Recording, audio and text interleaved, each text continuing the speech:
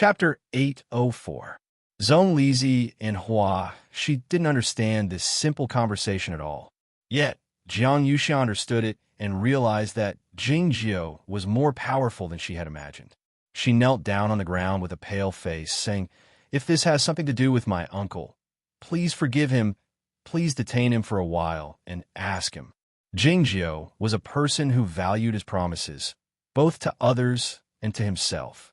As such, he didn't pay any attention to her. The female priest said nonchalantly while looking at her, "I'll give you 3 minutes to persuade him. Otherwise, nobody will be able to keep him alive." The night wind ruffled her clothes and the flower petals on the surface of the water. It wasn't until now that she displayed the awe-inspiring aura of a female priest. Thinking of her remaining life and her own, she exclaimed sentimentally, "I've just embarked on a new path, and now there's an internal rebellion." "It's not a rebellion. You don't have to go either," said Jingjiu while looking at the distant prairie. He didn't look at Jiang Yuxia as he spoke, meaning that he wasn't talking to her. Of course, everybody knew that he meant that she didn't have to go. It was probably to highlight the magnificence of the praying hall, or it was the result of the invasion of the Sea of Dark Matter, that there were no buildings within a radius of 100 miles of the praying hall, save for the boundless prairie. In fact, the soil on this prairie had been severely desertified. The reason it could remain green all year round was that the government had paid a high price to maintain it.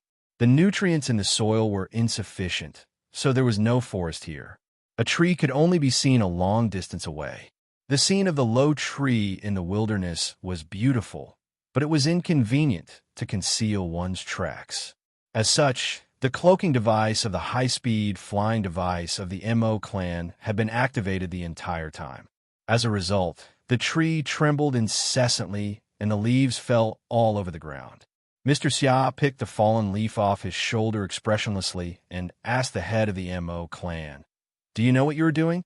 The head of the Mo clan stared into his eyes for a long time before he suddenly laughed out, saying, "What I'm about to do is what the priest clan has wanted to do for hundreds of years." "Do you intend to do this in the name of the priest clan by deceiving me and bringing me here?" Mr. Xia said expressionlessly, "I want to remind you that no matter how bold we are, we dare not disrespect the high priest. Are you really not afraid that your whole family will be destroyed?" On each planet, the priestess had a very high status. She would receive the full support of the government and the military, as well as the loyalty of the priests and believers. However, the power that could truly allow a priestess to maintain her holiness came from the entire priestess lineage. Any force that attempted to challenge the dignity of the female priests would be attacked collectively by all the female priests in the Federation of the Milky Way. History had long since proved that no matter how powerful those forces seemed, they could only welcome the fate of being annihilated in the end.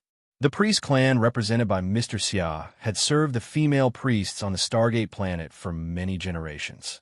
They indeed had their own ambitions, but they were only limited to training a female priest in the clan.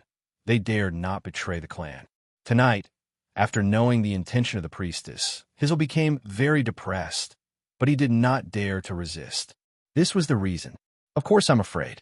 That's why I need you to transfer the members of the priest clan and those whom you can influence away from the praying hall." The head of the Mo clan said to him with a faint smile, "And don't worry.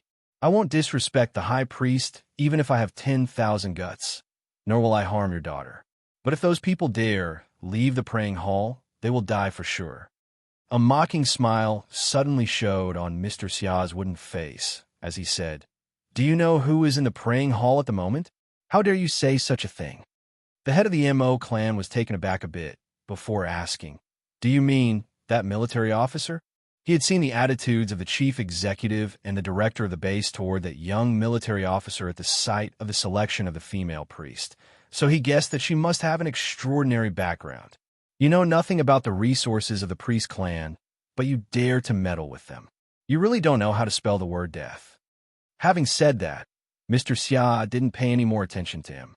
He walked to the foot of the tree and started resting with his eyes closed while leaning against the tree trunk. It was evident that he was waiting for the head of the Mo clan to die. The head of the Mo clan fell silent for a long time. Looking at the stars in the night sky, he murmured in a low voice, "The problem is I'm aware of the power of some people, but what can I do about it?" A corner of the gray screen was suddenly lifted up and then dropped down violently. It was unclear what material the screen was made of, but it returned to its original state after a few swings. "I've received the news from the fleet that something abnormal has happened."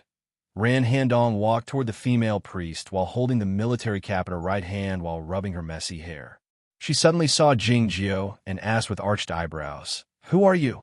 She had left the fleet to take a vacation. As soon as she came to the Stargate base, she was asked by the female priest to take charge of the second test. Though she was not tired, she felt more sleepy after relaxing her body. As such, she took a nap. She didn't really care who would be the next female priest of the Stargate. Jingjio didn't pay any attention to her. Ran Handong stopped staring at Jingjio and said to the female priest, "Aunt, I've just checked and found that many people have left the praying hall." The female priest shot a glance at Jiang Yuxia. Jiang Yuxia was aware that the priest clan must have played a role in it, her face growing paler. "But it doesn't matter. We'll stay here for a while. Nobody can break into the praying hall anyway." Ran Handong put on the military cap and said, "I've already informed the fleet. A battleship will come down soon. By then, those guys will be brought to the military trial. They're a bunch of idiots, and they've dared target the praying hall." Unexpectedly, the female priest didn't pay any attention to her. She turned to Jingjio and asked softly, "What do you mean?" Though the female priest pretended to be nonchalant on purpose, Ran Handong could still sense the well-concealed respect on her face. Feeling startled, she wondered who this youth in blue clothing was. Jingjio wasn't willing to waste time on these trivial matters. "Let's go," he said after getting up. He said this to Zhong Lizi, just like what he said to the disciples of Shima Peak in the other world. Zhong Lizi got up hastily without a second thought. She picked up the hem of her priest robe and followed Jingjio with quick steps, like those disciples of Shima Peak.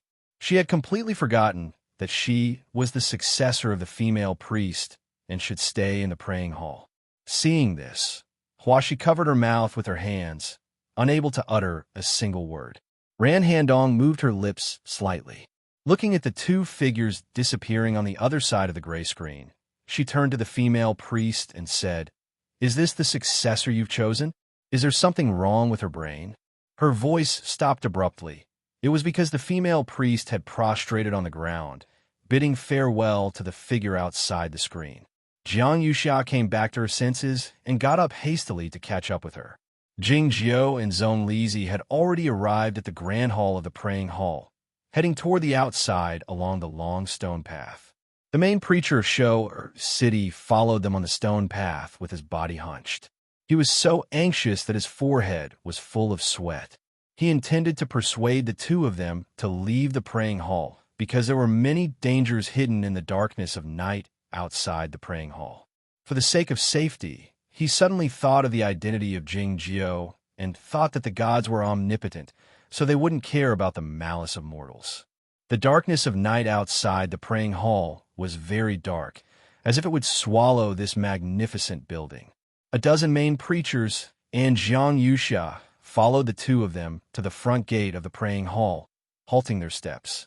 The long white stone steps looked like a passage leading from the abyss to the divine kingdom. It was quiet up ahead. The only sound they could hear was the rustling of the wild grass in the wind, and the scattered trees in the distant field could be vaguely seen. A few bright stars could be seen in the highest part of the night sky, which were the battleships on their way back.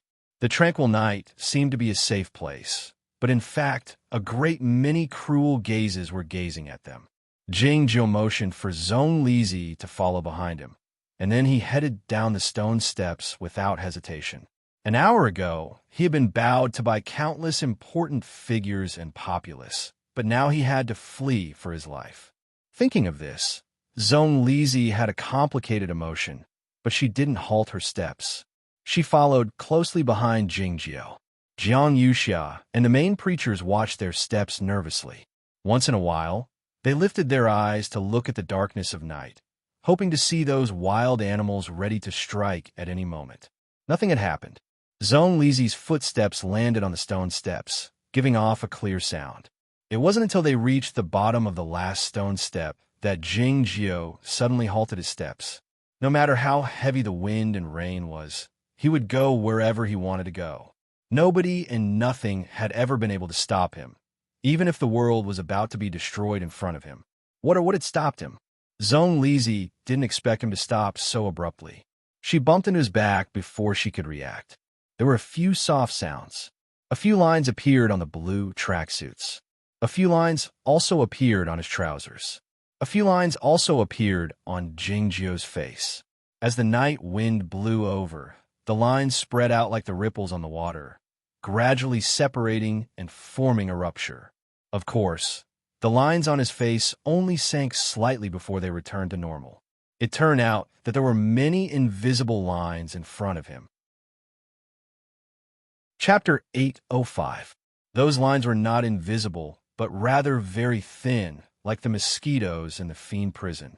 If Jingjio didn't use his sword vision to observe them carefully, he would have a hard time detecting them. These lines were not active means of attack, so they naturally did not have any killing intent or hostility. They were just waiting for their targets to come into contact with them. Just like many years ago, when he was killing monsters from the snow country in the snowy plains. The question was, what kind of thread could be so thin and sharp that even his skin felt a slight sting? Another question was, if the thread was so sharp, how was the end of the thread fixed? He was a swordsman, so he naturally understood that the thinner an object was, the sharper it was.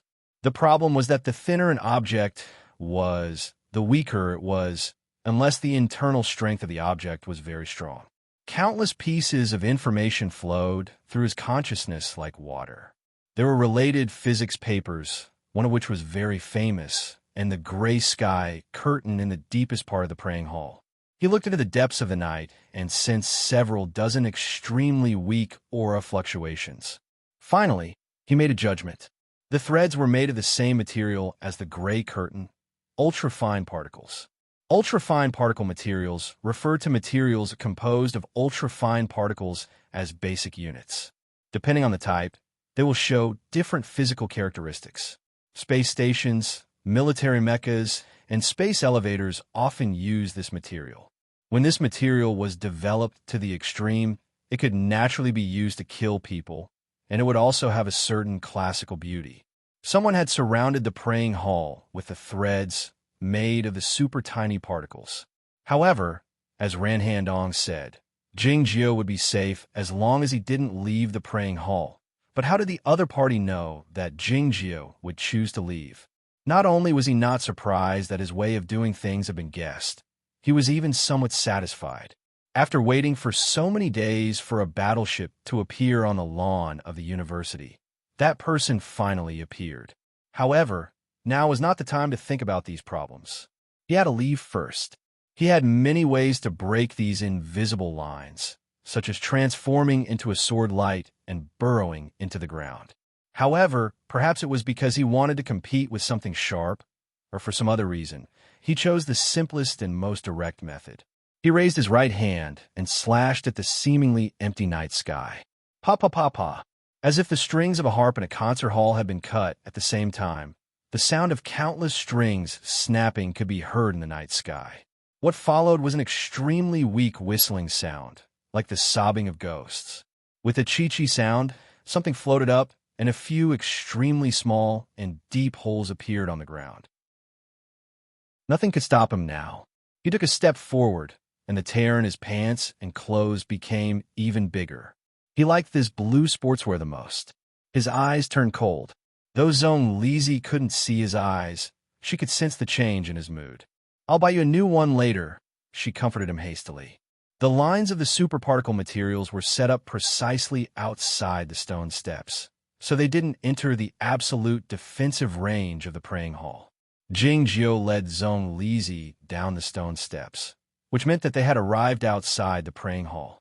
As such, they were attacked by the enemies. The ambush that the other party had prepared for a long time was naturally not limited to those dozens of thin threads. One-wave rush was something that only existed in the game and rarely happened in real life. Pa, pa, pa, pa. A dozen dull and monotonous sounds of collisions came from the depths of the night. The sound was not loud, but it was very clear in the quiet night. Before the sound of collision could be heard, a sharper whistle and real bullets had already reached the two of them. Bullets rained down on the stone steps like a torrential rain. Boom, boom, boom. Dozens of bright fireballs appeared in the night sky. None of the bullets hit Jingjio like a torrential rain.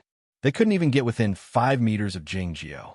A shapeless semicircle barrier enshrouded Jingjio and Zhonglizi, blocking those bullets.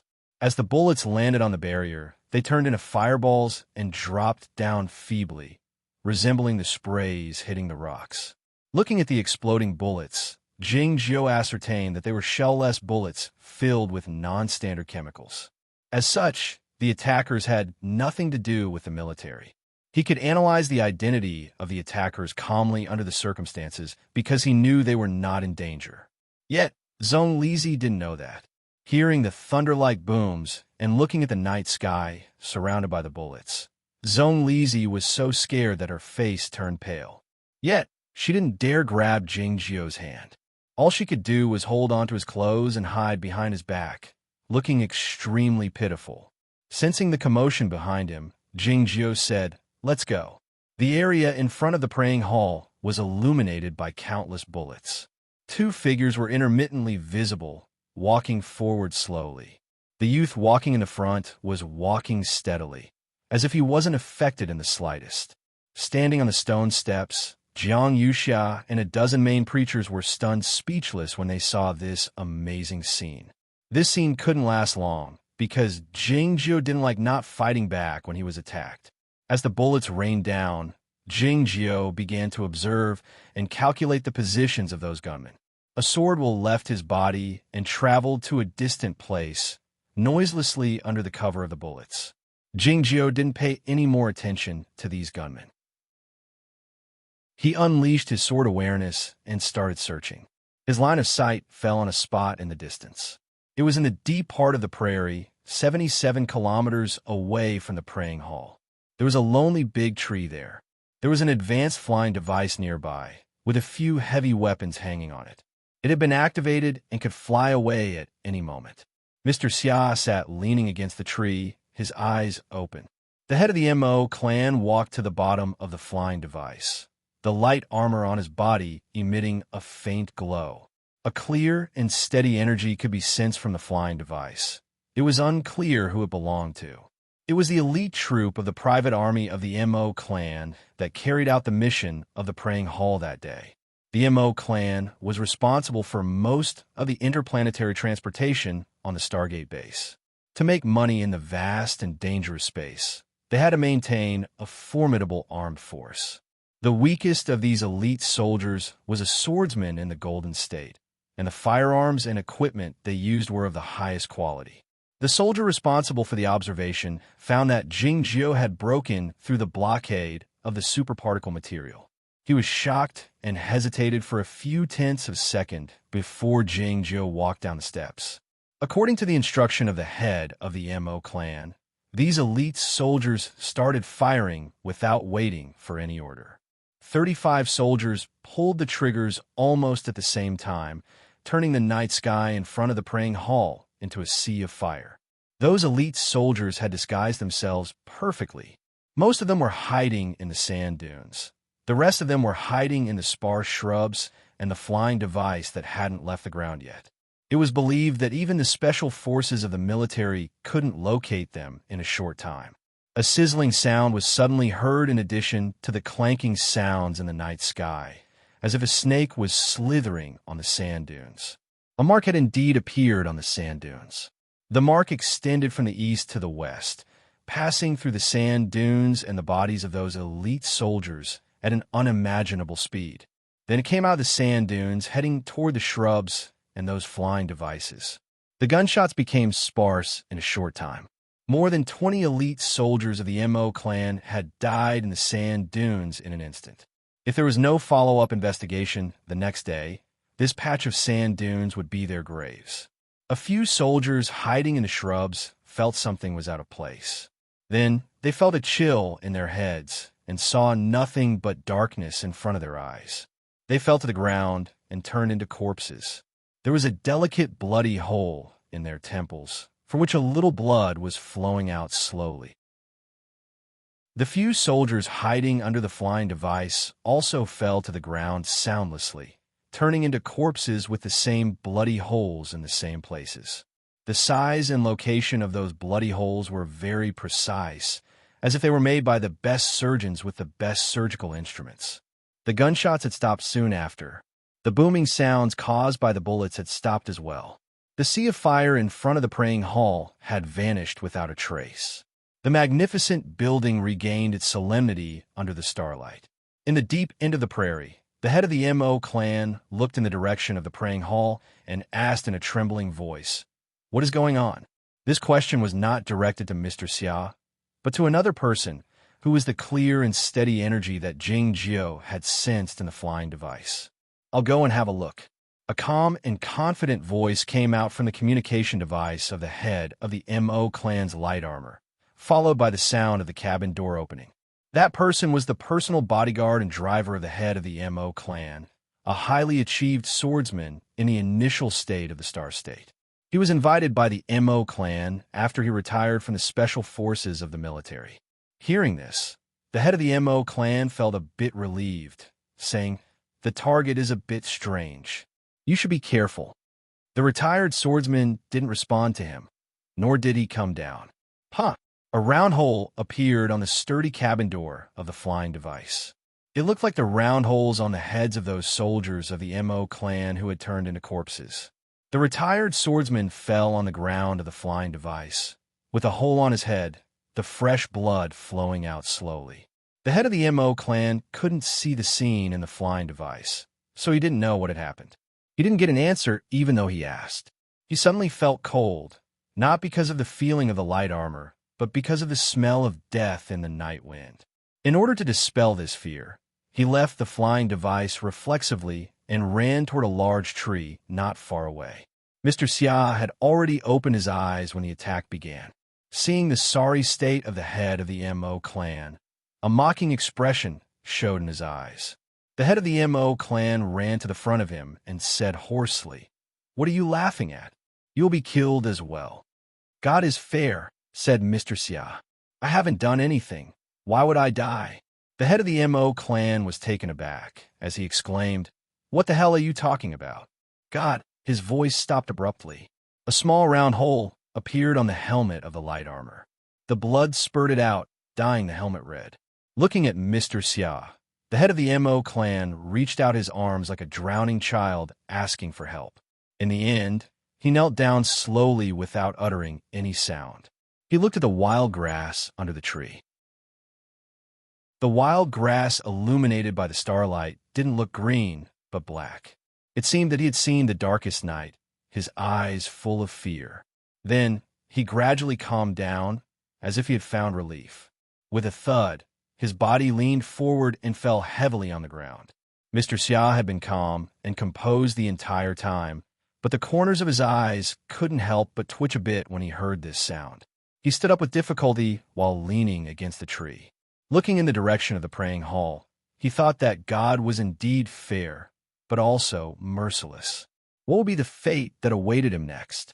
Suddenly, the pupils in his eyes shrank, a shocked and incredulous expression showing on his face. The distant night sky was suddenly illuminated by dozens of light beams. The place where the light beams landed was the praying hall. Oh. Chapter 806.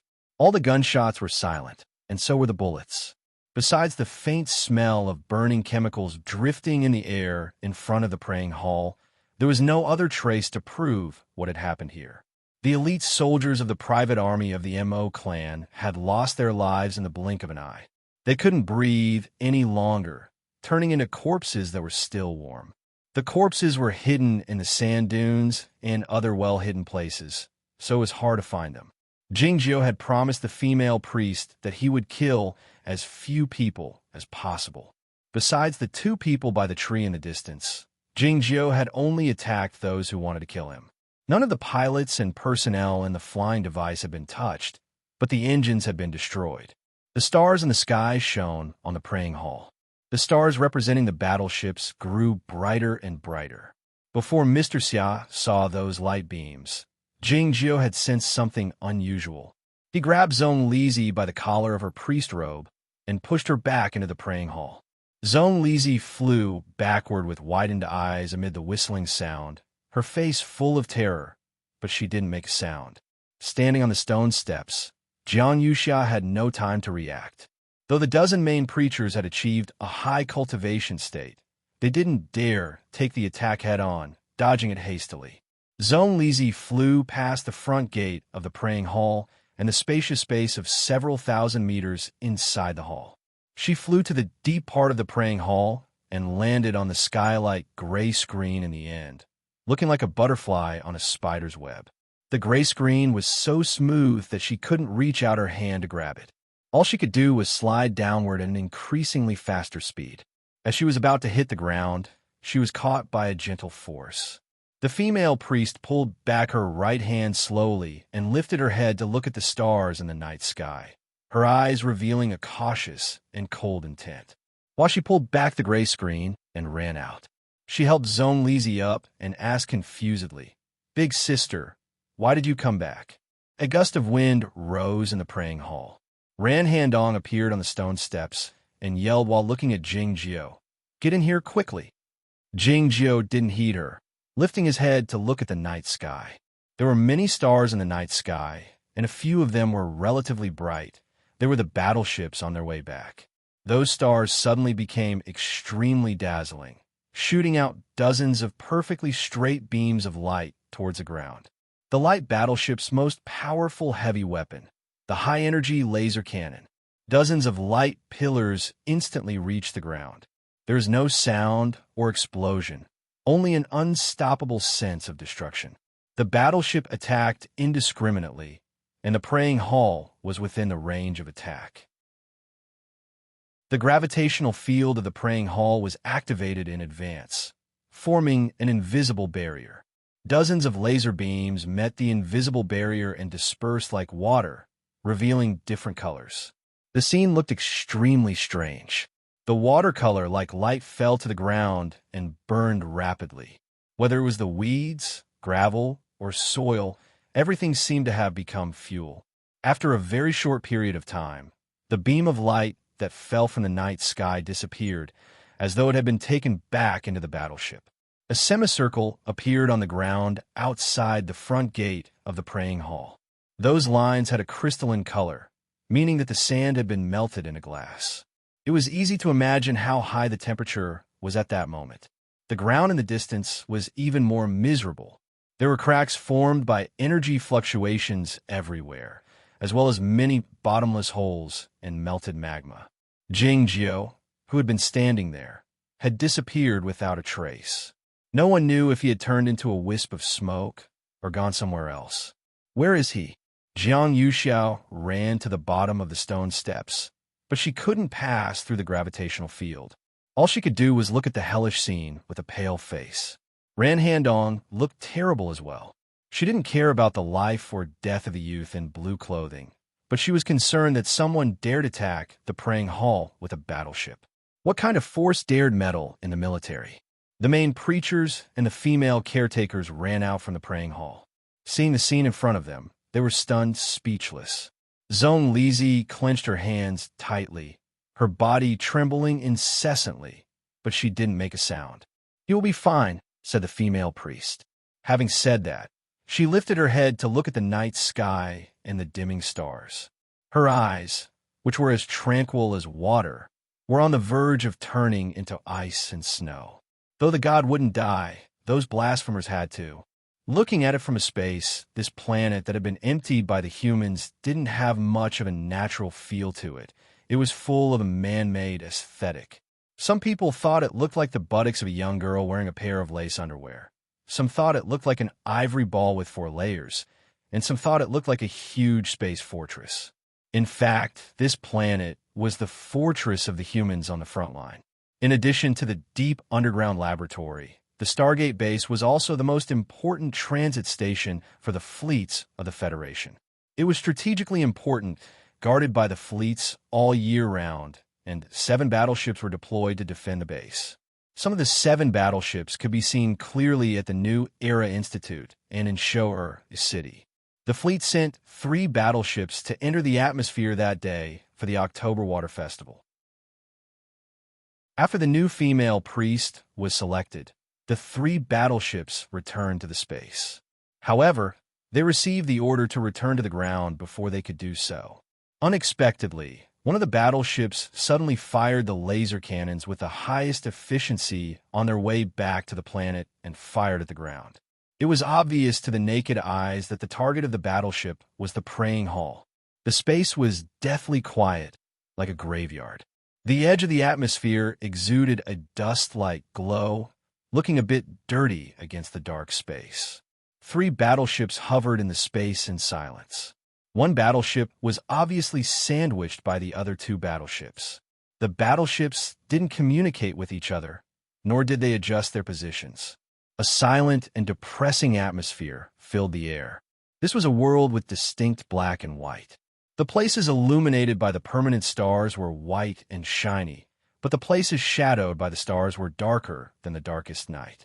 There was a dust-like speck in the shadowed area of the battleship sandwiched between the 2 battleships. No one could find out that the speck of dust was a person unless they used the most advanced scanning wave to locate the target. The blue tracksuit worn by the person had turned into ashes in the atmosphere. In terms of size, the battleship by Jing Jio's side was like a large mountain. He had lain on that patch of grass for many days, waiting for these battleships to attack him. He was fully prepared. Tonight, the other party's sudden attack had somewhat exceeded his expectations and given him a great surprise. He didn't intend to come over to take a look at these battleships. On the one hand, it was because of his conservative temperament, and, on the other hand, he wasn't sure if he could conceal himself from the surveillance of these battleships. The laser cannons had caused a great disturbance in the energy field. When the laser cannons stopped firing, it looked like a beam of light being retrieved by the battleships. It was then that he came to the space soundlessly. The structure of the battleships of the Federation was top secret, but it was nothing to him. His right hand landed on the outer wall of the battleship. Along with a faint vibration, a cover about 40 centimeters long was opened, exposing the complicated cables. Chapter 807. If a physicist was given a lever and a fulcrum, he would be able to lift up a planet. If Jingjio was given a thread, he would be able to control this world. It took only a short time for his awareness to enter the internal control system of the battleship and retrieve all the information of the previous moment. At the moment, he was like a thief who had obtained the key to the house of others. He would stop at the door of each room and listen for a while. The atmosphere on the battleship was rather tense. Everybody was ordered to stay at their respective posts. It was deathly silent, except for a few voices. A trembling voice could be heard in the captain's cabin, but it was unclear if it was because of anger or fear. If we can't find out who it is, we'll be judged by the military court. The speaker was the captain of the Scorching Sun battleship. It was obvious that he had no idea what had happened to the group of lasers. The self-investigation program had been initiated, but there was no result. An advisor mentioned the name of Ran Handong, prompting some conjectures, but it was deathly silent again. Jingzhou's awareness kept moving forward in the data channel to collect more information, but he didn't find any trace of that person. All the surveillance cameras had been erased the moment the laser cannon had been fired. There was a complete procedure for the activation of the laser cannon on the battleship, but that person had a high right of access, so he had bypassed all the procedures. After thinking and calculating for a while, Jing Jiao decided to take control of the battleship first and then investigate further. It was then that a faint sigh could be heard in the deep end of the seemingly real and dark data channel. The sigh seemed to come from the bottom of a well, exuding a cold intent and a gloomy feeling. Jing Jiao looked in that direction in silence. In the end, he turned around and left without doing anything. It seemed that a person was in the deep end of the data channel. That person was someone who could pose a threat to Jingjio. After his awareness left the data network of the battleship and returned to the dark space, Jingjio opened his eyes and fell silent again while looking at the huge battleship in front of him. It had been a while, but nobody had attempted to leave the battleship. That person should still be on the battleship. Jingjio could kill everybody on the battleship, but it was unnecessary. A meteor appeared in the night sky. It was very dim, and without professional astronomical equipment, it would be difficult to discover its existence. The meteor landed on the grassland dozens of kilometers away, right next to the big tree, and then revealed itself. Mr. Xian knelt under the tree and did not dare to look up. Jingjio walked to the front of the dead head of the Mo clan. His piercing discernment landed on his bloody head, but he didn't find any clues. Then, he reached out his hand to take off his clothes and put them on. Mr. Xia saw his feet and movements from the corner of his eyes. He was even more frightened and quickly lowered his head.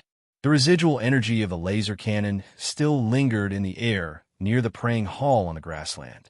The steam and the heat emitted by the lava made the light even more illusory. People didn't see the shooting star in the distance, so they thought that Jingjio was already dead. They were extremely shocked.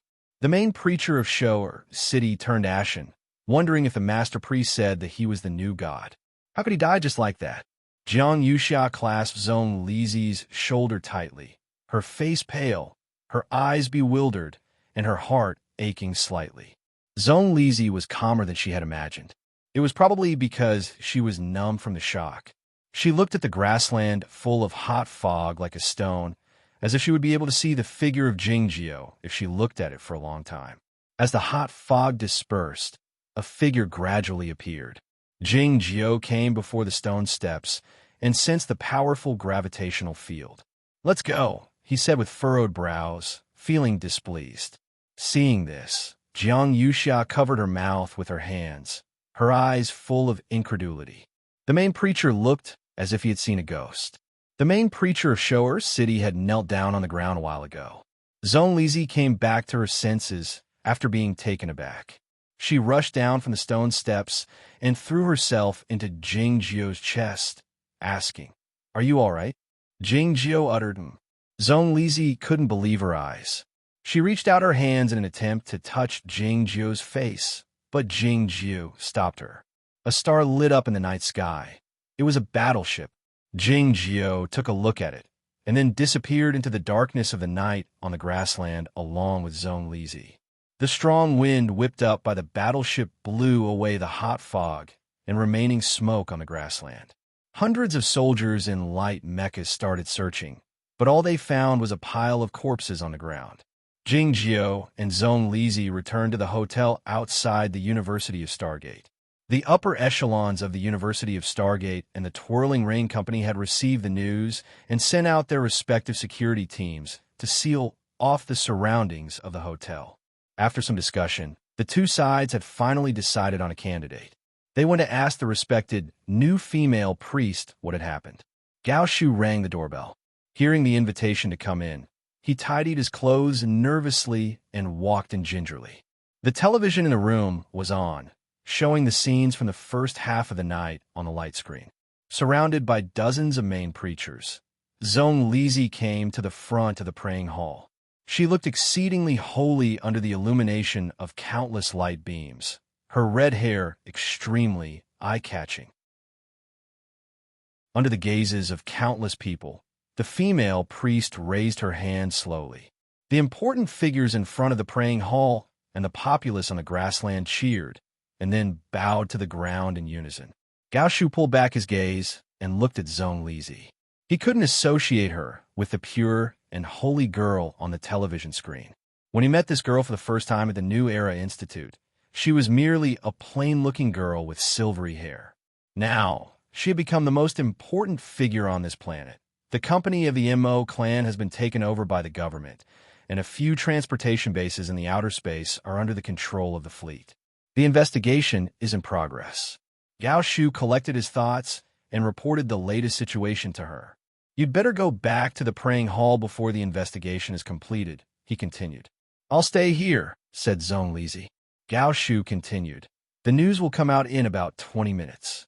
The Administrative Bureau is going to claim that the laser guns are the celebration of you becoming the female priest by the fleet. What do you think? This was a preposterous and yet the most realistic method. Zhong Lizi felt like laughing. She uttered, after taking a look at the outside of the deck. Gao Shu had noticed a youth lying on the chair on the deck a while ago. He didn't dare say anything or take another look at him. He retreated hastily.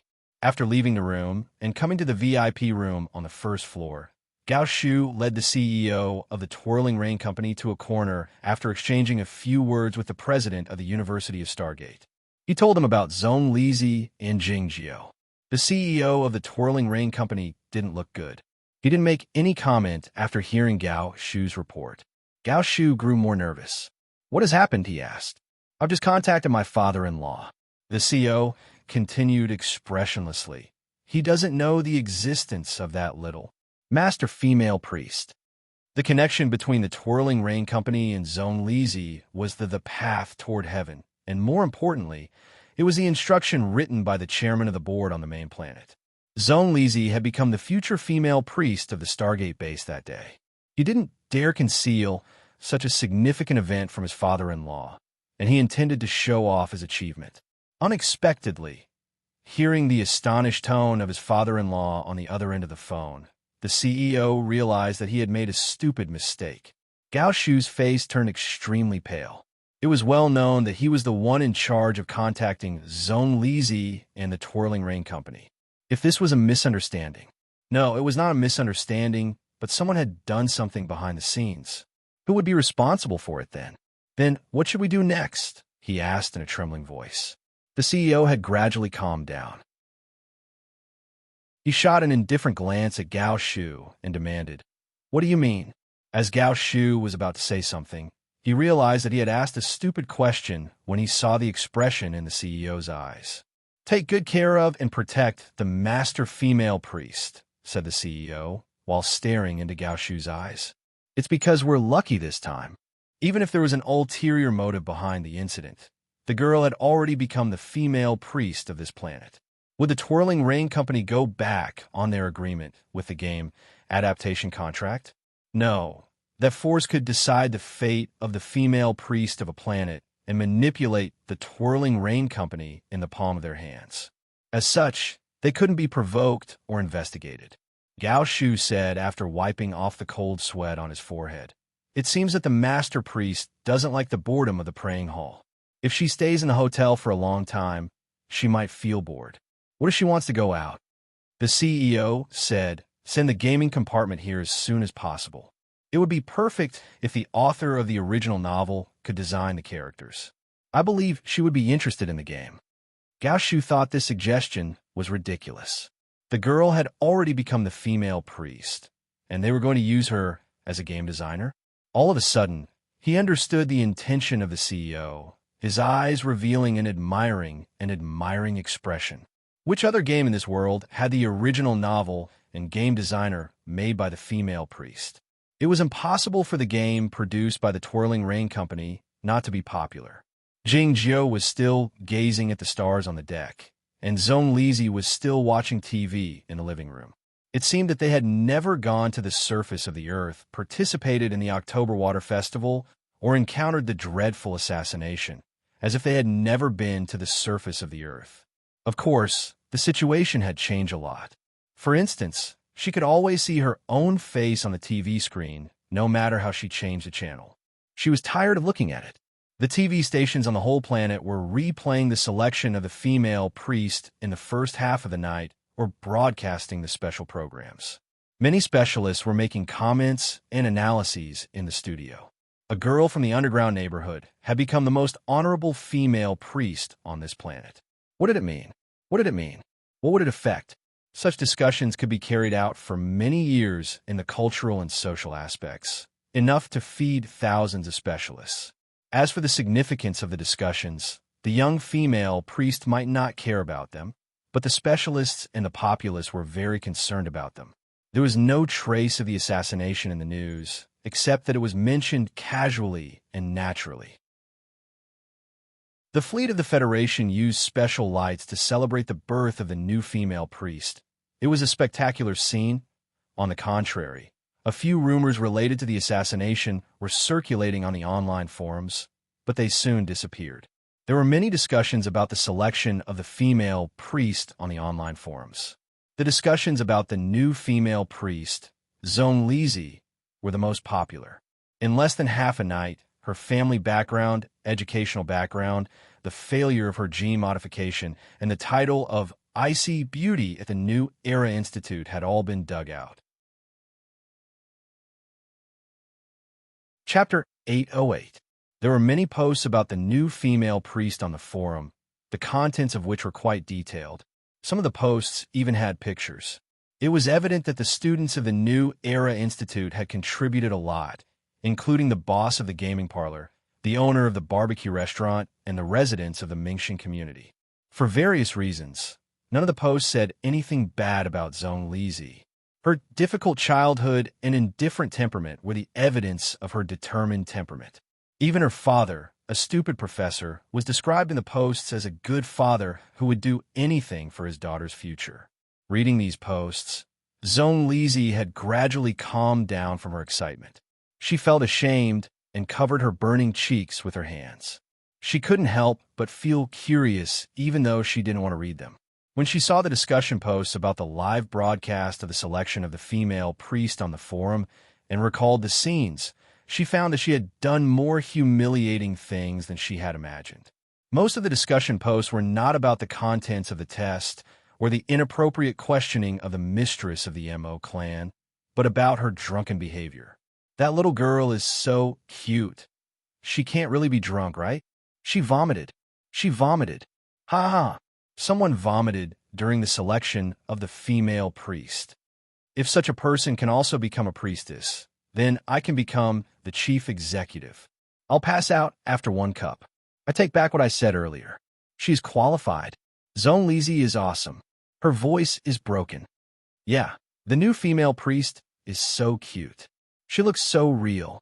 She's much better than those hypocritical young mistresses up there. Hey, what you've done is considered a territorial attack. It's not appropriate. Zone Lizzie came to the deck like a drunkard. Was I really embarrassed at the time? She asked while looking at Jingjio. Jingjio thought that Nen Wang would laugh at her if he saw her like this. Not really, he replied. Zone Lizzie asked bewilderedly, Am I really a female priest? Thinking of the body of the female priest, Jingjio said, It's still too early. According to the inheritance rule of the female priest, the new female priest would inherit the position after the death of the previous female priest. The current female priest of the Stargate was mentally exhausted, so the selection of a successor was held this year. Jingjio would not let her die so early. Zone Lizzie thought Jingjio meant that her knowledge and cultivation state were still far from his. I'll try my best, she said while clenching her fists tightly. Jingjio's ears twitched slightly. He turned his head to the side wall and heard the sound from the next room. He raised his eyebrows slightly. Zone Lizzie had noticed that a small part of his earlobe was missing, and she had thought of many tragic stories about him. Does it hurt? She asked sympathetically. Jingjio missed the hand that often pinched his ear. After a moment of silence, he said, I'm fine. It was true that nothing had happened. The noises not far away were the result of the renovation of the hotel conducted by the Twirling Rain Company and the University of Stargate. The Twirling Rain Company was a large company with a sense of propriety.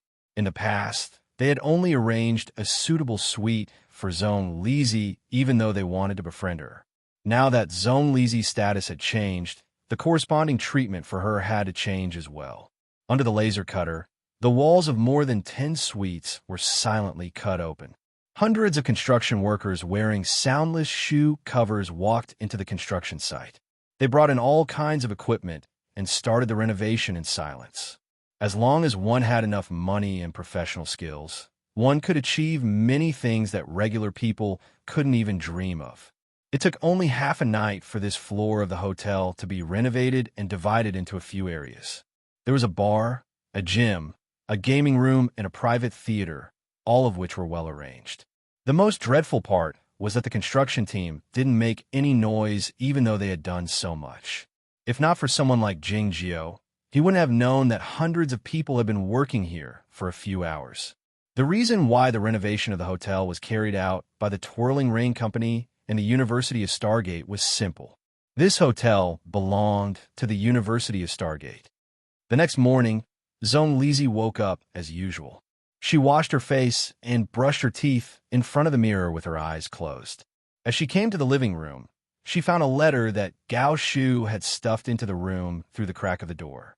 She couldn't help but let out a surprise cry after reading it curiously. She pulled Jingjio up from the chair on the deck by force and walked around the deserted floor. In the end, she came to the front of the huge gaming compartment. "This is the latest model.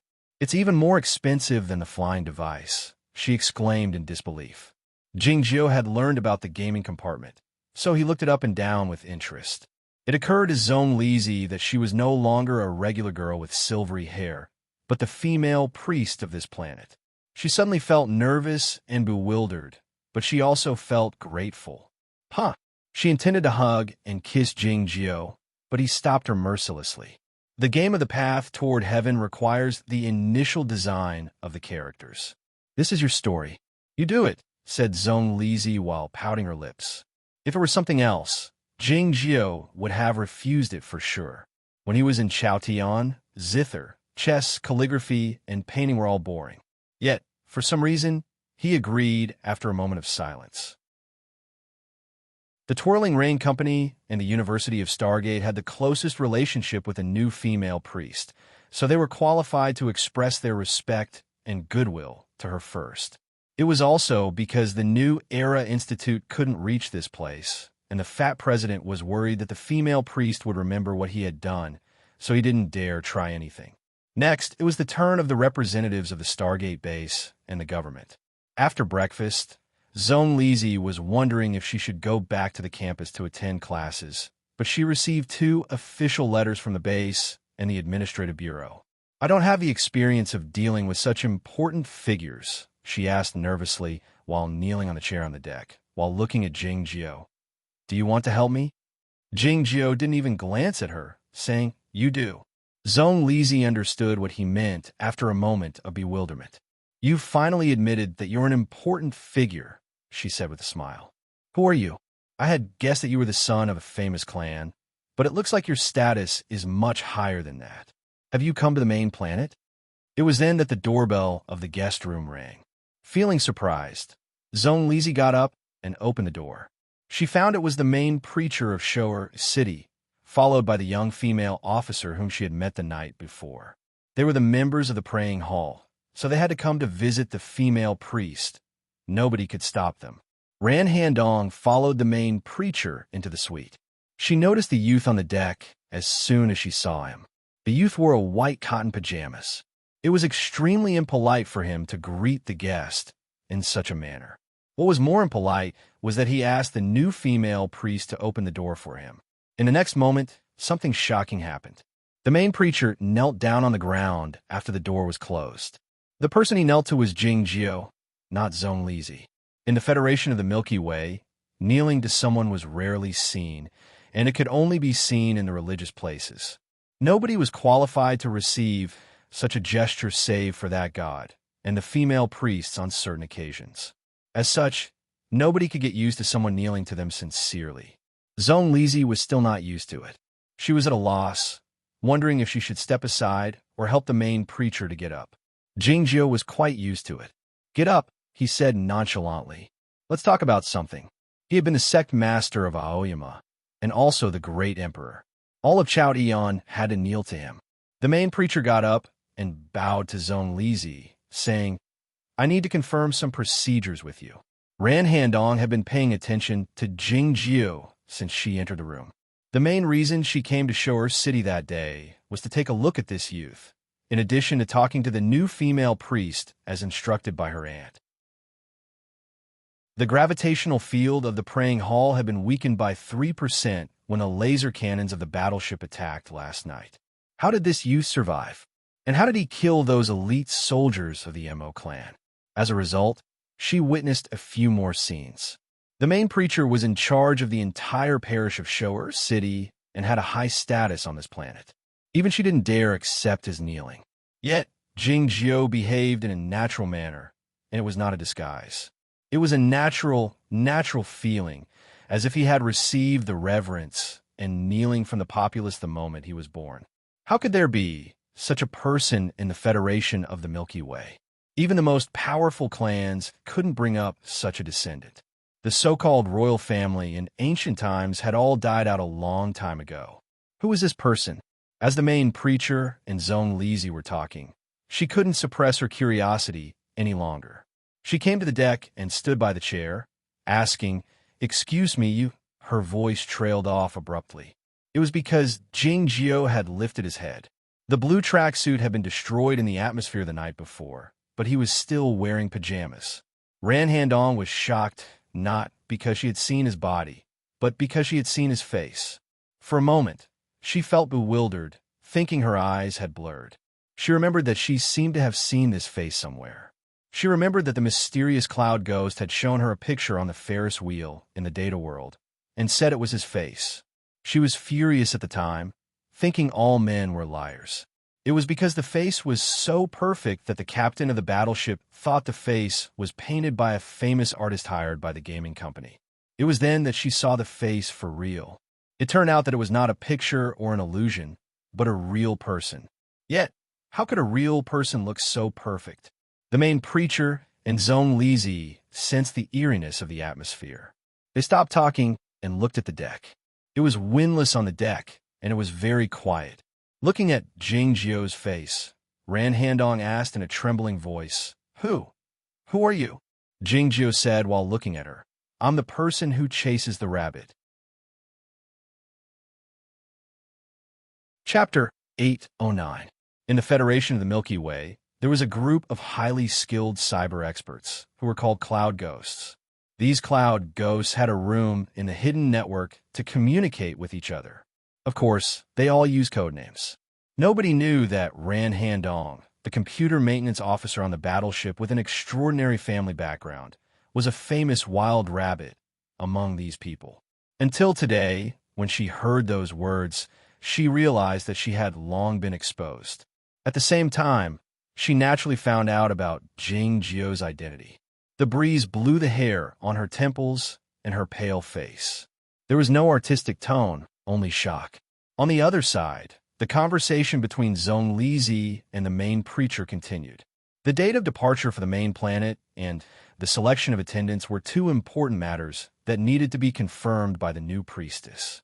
Thinking of her friend who didn't want to be a female priest and wanted to go to the main planet to relax, Zhong Lizi mentioned the name of Jiang Yuxia without hesitation.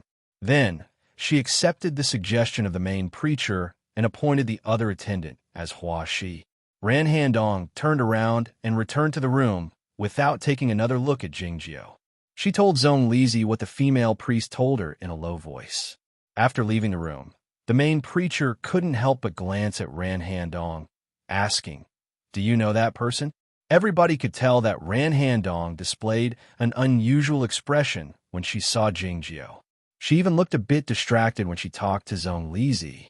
The bishop knew who she was and thought that even if God had shown his true face, he would not have caused her to lose her composure like this. Ran Handong had a complicated feeling in her heart. She didn't want to explain anything, saying, "I've seen him before." She didn't take the flying device back to the praying hall, but followed the main preacher to the fire-passing pagoda in Shower City. Standing on the 6th floor of the highest floor of the fire-passing pagoda and watching the busy crowds in the city and the flying devices in the sky that looked like sparrows through the transparent glass, she remained silent for a long time. Then, she went to the depths of the hall and knelt before the portrait of the gods.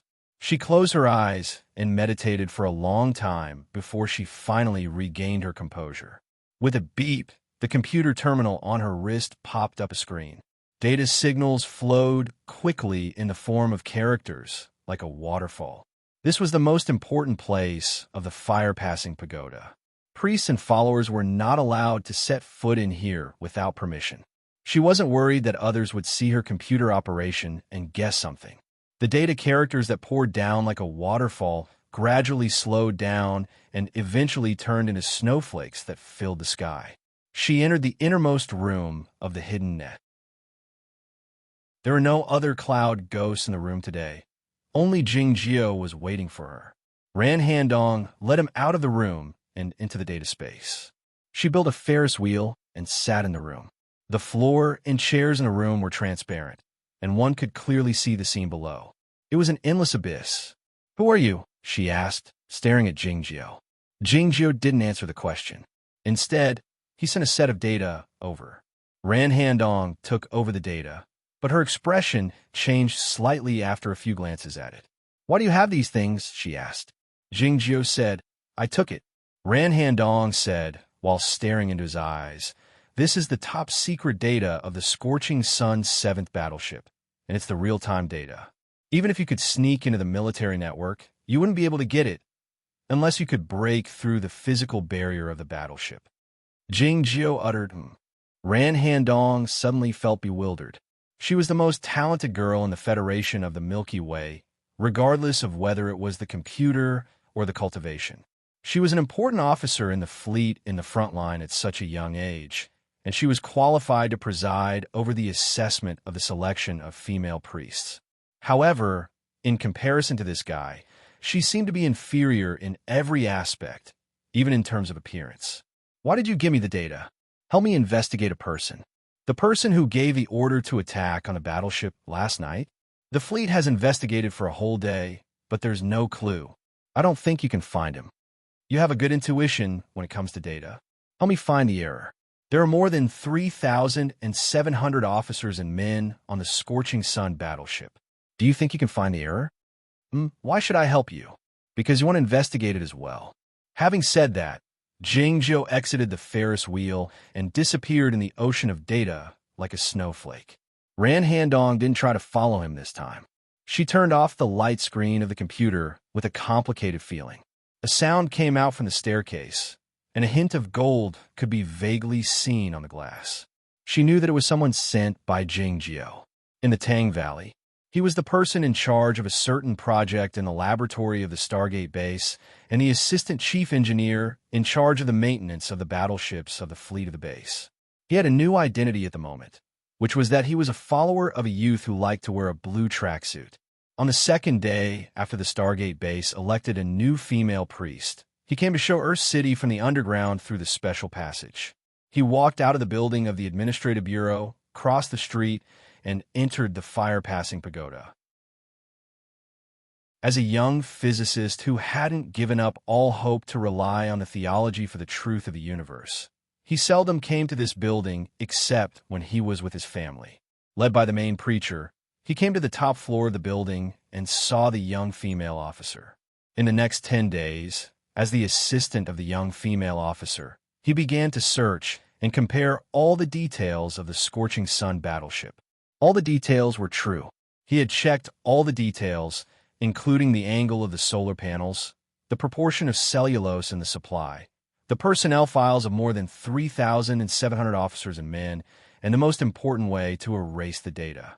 The Scorching Sun battleship was in the space dock at the moment, undergoing a strict investigation by the fleet. It was then that the praying hall began to exert its power. Neither the base nor the government was willing to bear the wrath of the female priest. All the pressure was placed on the fleet. The fleet had no choice but to order the Scorching Sun battleship to return to the ground and accept the joint investigation. The Stargate base was quite peaceful over the last 10 days. The cities and the communities on various levels were still celebrating the birth of a new female priest.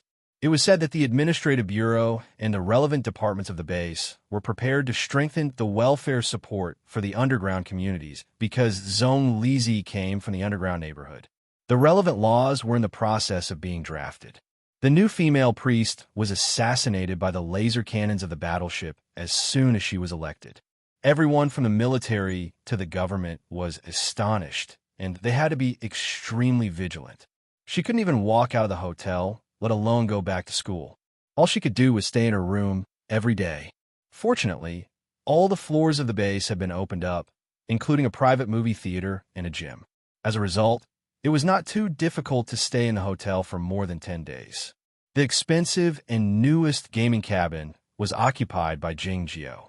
He had been working on the initial images of the characters and the path toward heaven over the last few days.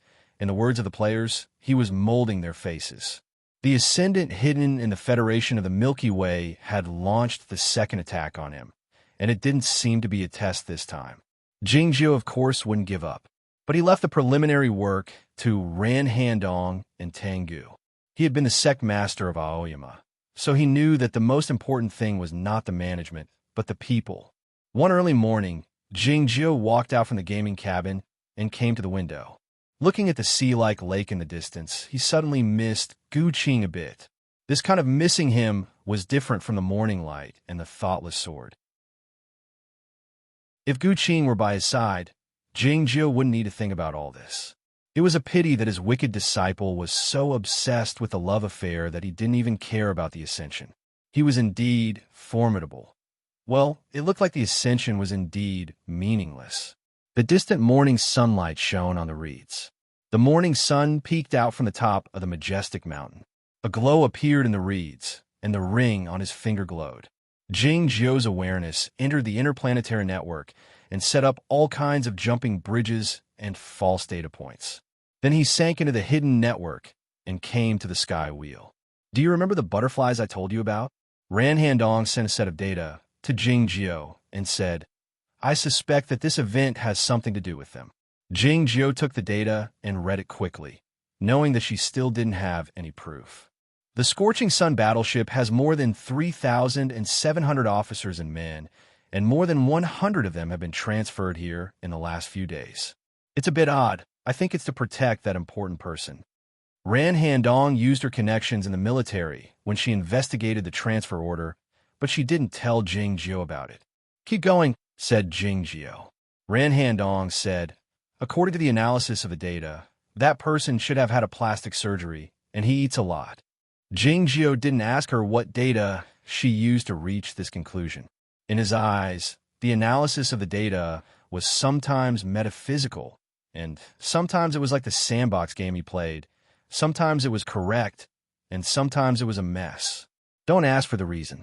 But I haven't found any useful information apart from this, said Ran Handong embarrassedly. Jingjio asked, when will that battleship come down? Tomorrow, said Ran Handong. Jingjio uttered. Ran Handong continued, I understand what you're thinking. You think that the person will try to escape when the battleship lands on the planet, and you'll be able to ascertain who he is. But if that person is smart enough, he won't leave the battleship at this moment. You've thought too much, said Jingjio. I just need the battleship to come down. The Stargate base had been heavily guarded in the last few days. A great many instruments were aimed at the ground, the atmosphere, and the universe beyond the planet. It would be troublesome to go to the space under such circumstances, and Jingjio was someone who disliked troublesome things the most. Ran Handong understood what he meant by now. She was speechless, wondering if the praying hall exerted so much pressure on the government, because Jingjio was lazy. In the early morning, Zhong Lizi got up from the bed. She put the data given to her by Jiang Yuxia into the computer and listened to it as she washed her face and rinsed her mouth. All of a sudden, she heard a sigh in the room. She walked out hastily with the electric toothbrush in her hand. She found Jingjio standing by the window, looking at the morning sunlight in the distance. It was unclear what he was feeling sentimental about. Sentimental was a rare emotion for Jingjio. Zhong Lizi felt a bit nervous. She looked at his back and forgot to turn off the electric toothbrush, the foams accumulating in her mouth increasing. Jingjio turned around and said, I'm going out for a while. What are you going to do? Zhong Lizi asked vaguely while biting the toothbrush. I'm going to kill someone, replied Jingjio. Zhong Lizi spat out a mouthful of white foams. Chapter 810. The distant ancient civilization was indeed very advanced. They could utilize the energy of the permanent star in an efficient manner and modify the planets thoroughly.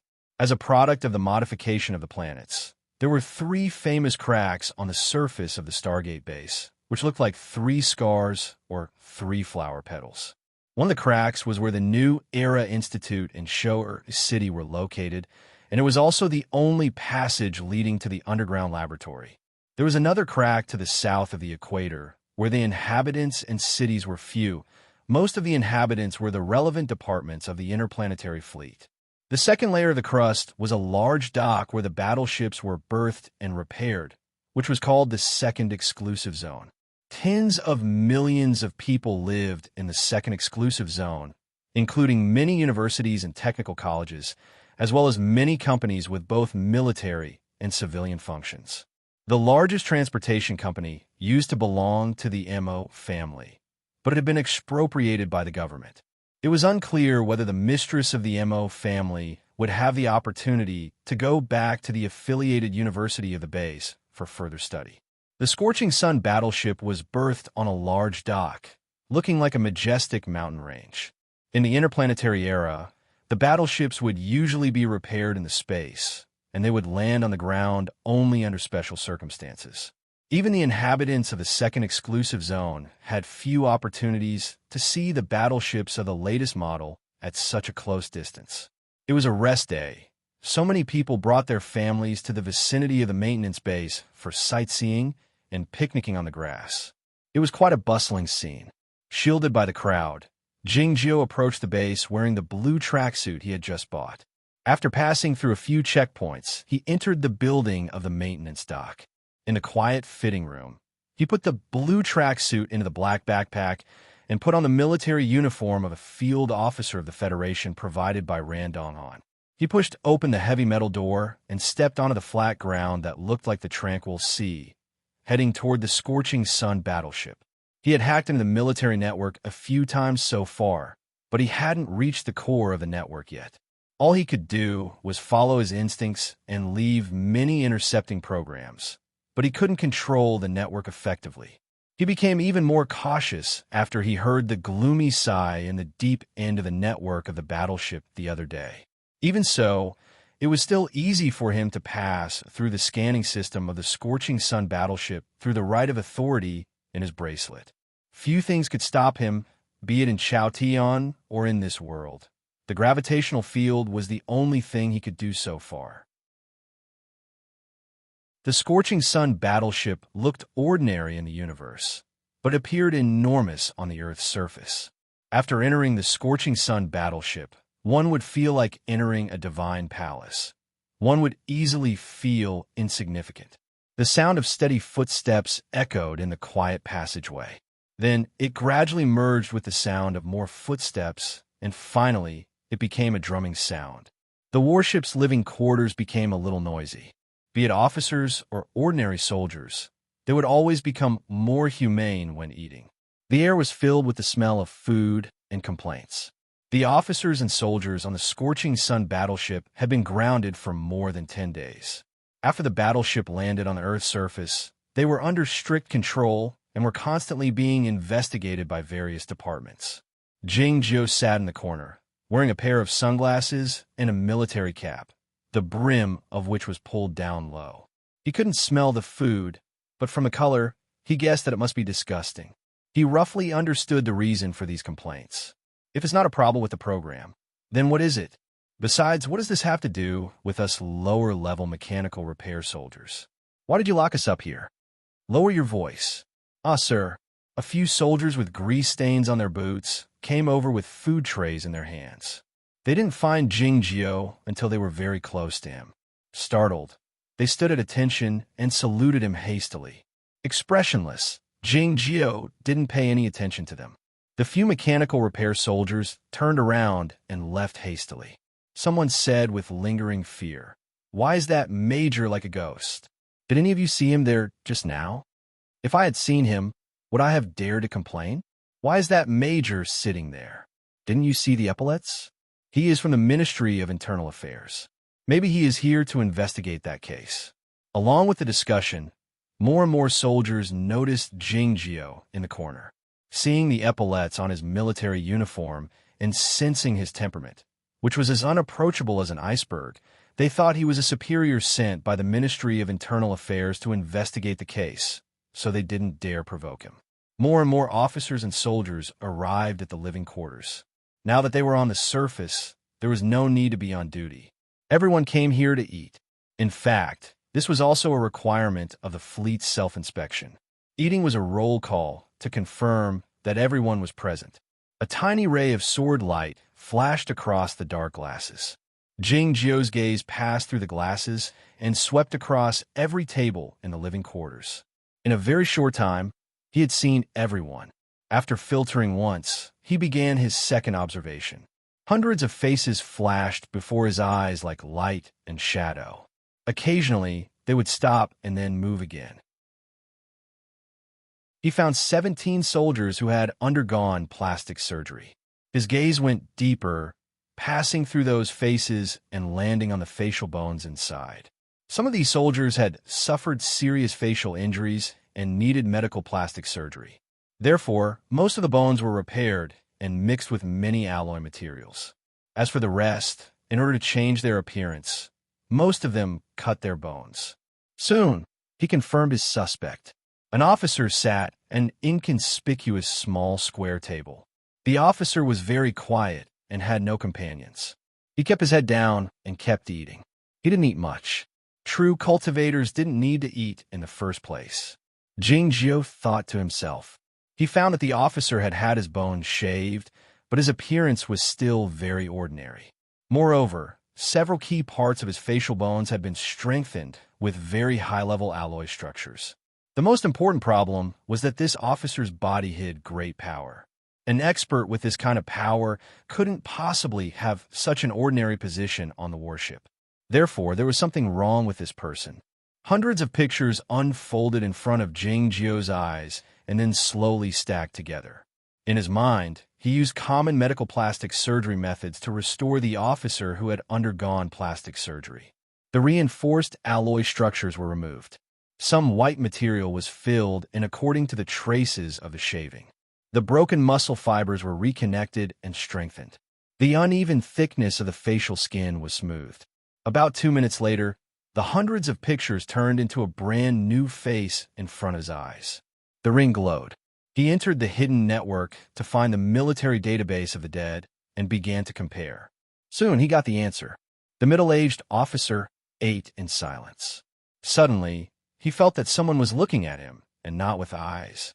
He put the fork in his hand on the plate, picked up a tissue to carefully wipe the corners of his mouth, and raised his head to look across. A young officer had sat across from him at some point. He wore sunglasses and pressed down the brim of his hat, so his face couldn't be seen. Zhou Kachin. Yes. The confidential staff officer of the central control room. Yes. Where were you when the accident happened that day? I was on shift and sleeping in my room. Witness. No. Someone saw you go to the wire warehouse. That man is lying. The middle-aged officer called Zhou Kachin's expression didn't change. He looked across and said calmly, I want to ask who you are. You shouldn't be an investigator from the Ministry of Internal Affairs. Why are you here? Why are you asking me these questions? You're also not Zhou Kachin. The young officer sitting across from him was naturally Jing Jio. The middle-aged officer had easily guessed his identity after seeing some remote surveillance photos. He said in a deep voice, Then who do you think I am? Jing Jio said, Fong Xiang, the former commander of the assault battalion of the Star Chain Fleet at the upper state of the Star State. And you are dead. The middle-aged officer said after a moment of silence, It seems that you are on good terms with the priests. I didn't expect you to find me so quickly. Jing Jio said, If you want to kill me, you will die. Fong Xiang's expression was extremely calm, without any fear. Who will die? You survived that night by relying on the gravitational field. How can you escape from me now? As soon as he finished speaking, an extremely powerful energy burst out from his body. A gust of wind rose in the living area of the battleship. Countless plates were blown to the ground, and leftovers were scattered everywhere. The greasy smell was carried by the wind. The officers and soldiers of the battleship had no idea what had happened. The alarm didn't sound, either. They looked in the direction of the gust of wind subconsciously. The small square table had been smashed into pieces, dancing in the wind. Fong Xiang drifted into the sky. Countless energies kept gushing into his body. Standing on the ground, Jing Jiu fixed his gaze on this man through the sunglasses. Fong Xiang came to the sky and showed his power. It took only a short while, but it was enough for him to kill this man over a dozen times. But he didn't move. This was the first time he had met a cultivation swordsman of this civilization. Moreover, this man was probably related to the Ascendant. He wanted to observe him. After about 0.7 seconds, the observation ended. He made up his mind. Over a dozen sword lights shot out from his body, hacking at the military swordsman in the sky. A faint blue light illuminated a corner of the living area. Bang, bang, bang, bang. A series of crisp, cutting sounds rang out. Fong Xiang didn't die. His body was covered with a layer of mecha suit made of a heterogeneous alloy. A blue light was shining on his chest. It was unclear whether it was a processor or an energy center, but it gave off a powerful energy fluctuation. There were over a dozen clear marks on the surface of the mecha suit. Those sword lights were merely sword wheels, not real flying swords. They were not sharp enough to cut through the hard outer layer of the mecha suit. No matter what, he was the first person in this world who could block those sword lights. Jing Jiu found it interesting. He took off his sunglasses and put them in his pocket. Chapter 8:11. It's remarkable that you can find me so quickly. Unfortunately, people like you who come from a small place have no idea how powerful a swordsman in the Star State and this suit of armor can be. Fong Xiang's deep and murderous voice came out from the helmet. Your death has been decided the moment you found me. Jing Jiu thought this statement was boring and too old-fashioned. Whoosh! The energy center of the suit of armor emitted a bright blue glow. The high-energy engine was activated instantly, giving off a great deal of light and heat. The airwaves spread to the surroundings of the living quarters like a violent wind, overturning the tables and chairs fixed to the ground. A few soldiers nearby were burned to death by the flames. The ear-piercing alarm rang out in all parts of the battleship, and the internal defense system was activated immediately. The suit of armor emitted a bright flame. Before the weapons of the battleship could react, it had broken through the scanning door of the living quarters and arrived in the sky a few miles away from the battleship in an instant.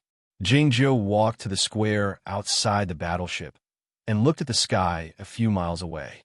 Most of the humans in this civilization had the potential for cultivation because of the gene modification, which was better than that in Chaotian. The cultivation states here were divided into the observing fire, flowing gold, star state, and inherited night state. It was said that there was a formidable state above the inherited night state, called Sunken Sunday. Yet it was a method of the ancient gods. Like the rumored weapons that the Federation possessed could destroy the stars, it was impossible to prove. This military swordsman was in the upper state of the star state, a true swordsman. Together with the suit of armor of the latest model, he had the strength of someone in the upper state of the Broken Sea in Chaotian. The swordsmen in the upper state of the Broken Sea were almost invincible on this planet. It was no wonder that he was so confident. Like the swordsmen in the upper state of the Broken Sea in Chaotian, this person didn't choose to fight at close quarters, but chose to keep a distance. It seemed that he had a method similar to the flying sword to attack from a long distance. Was this method the electromagnetic gun used by the assassin in overalls? Or, before Jing Jiu could come up with an answer, the answer had already appeared. A bright speck of light appeared in the sky a few miles away, right where the suit of armor was. The speck of light suddenly grew brighter, as if it had arrived in front of Jing Jiu in an instant and was about to burn his eyelashes. It was a laser beam. Accompanied by a low hum, the heavy battle armor stopped in the sky. Fong Xiang stared at the black that beside the battleship through the transparent shield, his eyes full of killing intent. The laser cannon on the right shoulder of the armor still had a slightly burnt smell, a bit like the smell of slightly overcooked donut in the kitchen. The battleship was very far away from the ground that night, so he had enough time to hide in the gravitational field of the praying hall. But how could he hide from the battleship when it was only a few miles away? Even the smallest gravitational field generator was extremely large, and it could not be turned into superparticles. I can bring my battle armor with me, but can you bring a gravitational field with you? Today, you will definitely die, and I will become the second alliance cultivator in history to kill a cocoon breaker. Just as he was thinking about these things, he suddenly saw a dot of light appear next to the battleship in the distance. The speck of light instantly became incomparably bright, like a ball of extremely compressed fire, arriving in front of him. He didn't even have time to blink before the ray of light fell. Jing Jiu raised his right hand, aiming at the sky more than 10 miles away. He had used the same posture when he was assassinated by the assassin in overalls with the electromagnetic gun. It was just that he held the special bullet of the assassin in overalls in his hand that time, turning the explosion into a puff of smoke in his palm. He couldn't do it that day because he couldn't catch the light no matter how fast his hand was. As such, he opened his palm and aimed at the light. His body was the all-in-one sword. As long as he wanted to, any part of his body could become a part of the sword, like the smoothest surface of the sword. The light landed on his hand. A puff of green smoke came out. The light went back amid the green smoke. Sizzle.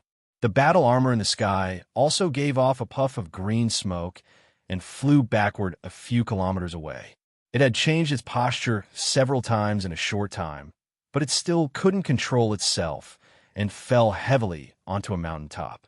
Feng Xiang looked through the transparent protective cover to the sky in the distance, feeling shocked and astounded. What just happened? Why didn't he hit that person?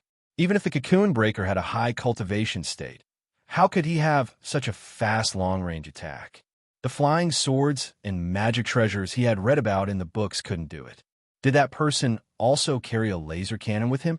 As he was thinking of all this, the battle armor had finished its self-examination. The main engine was started at full speed, ejecting a dazzling light as it fled toward the distant sky.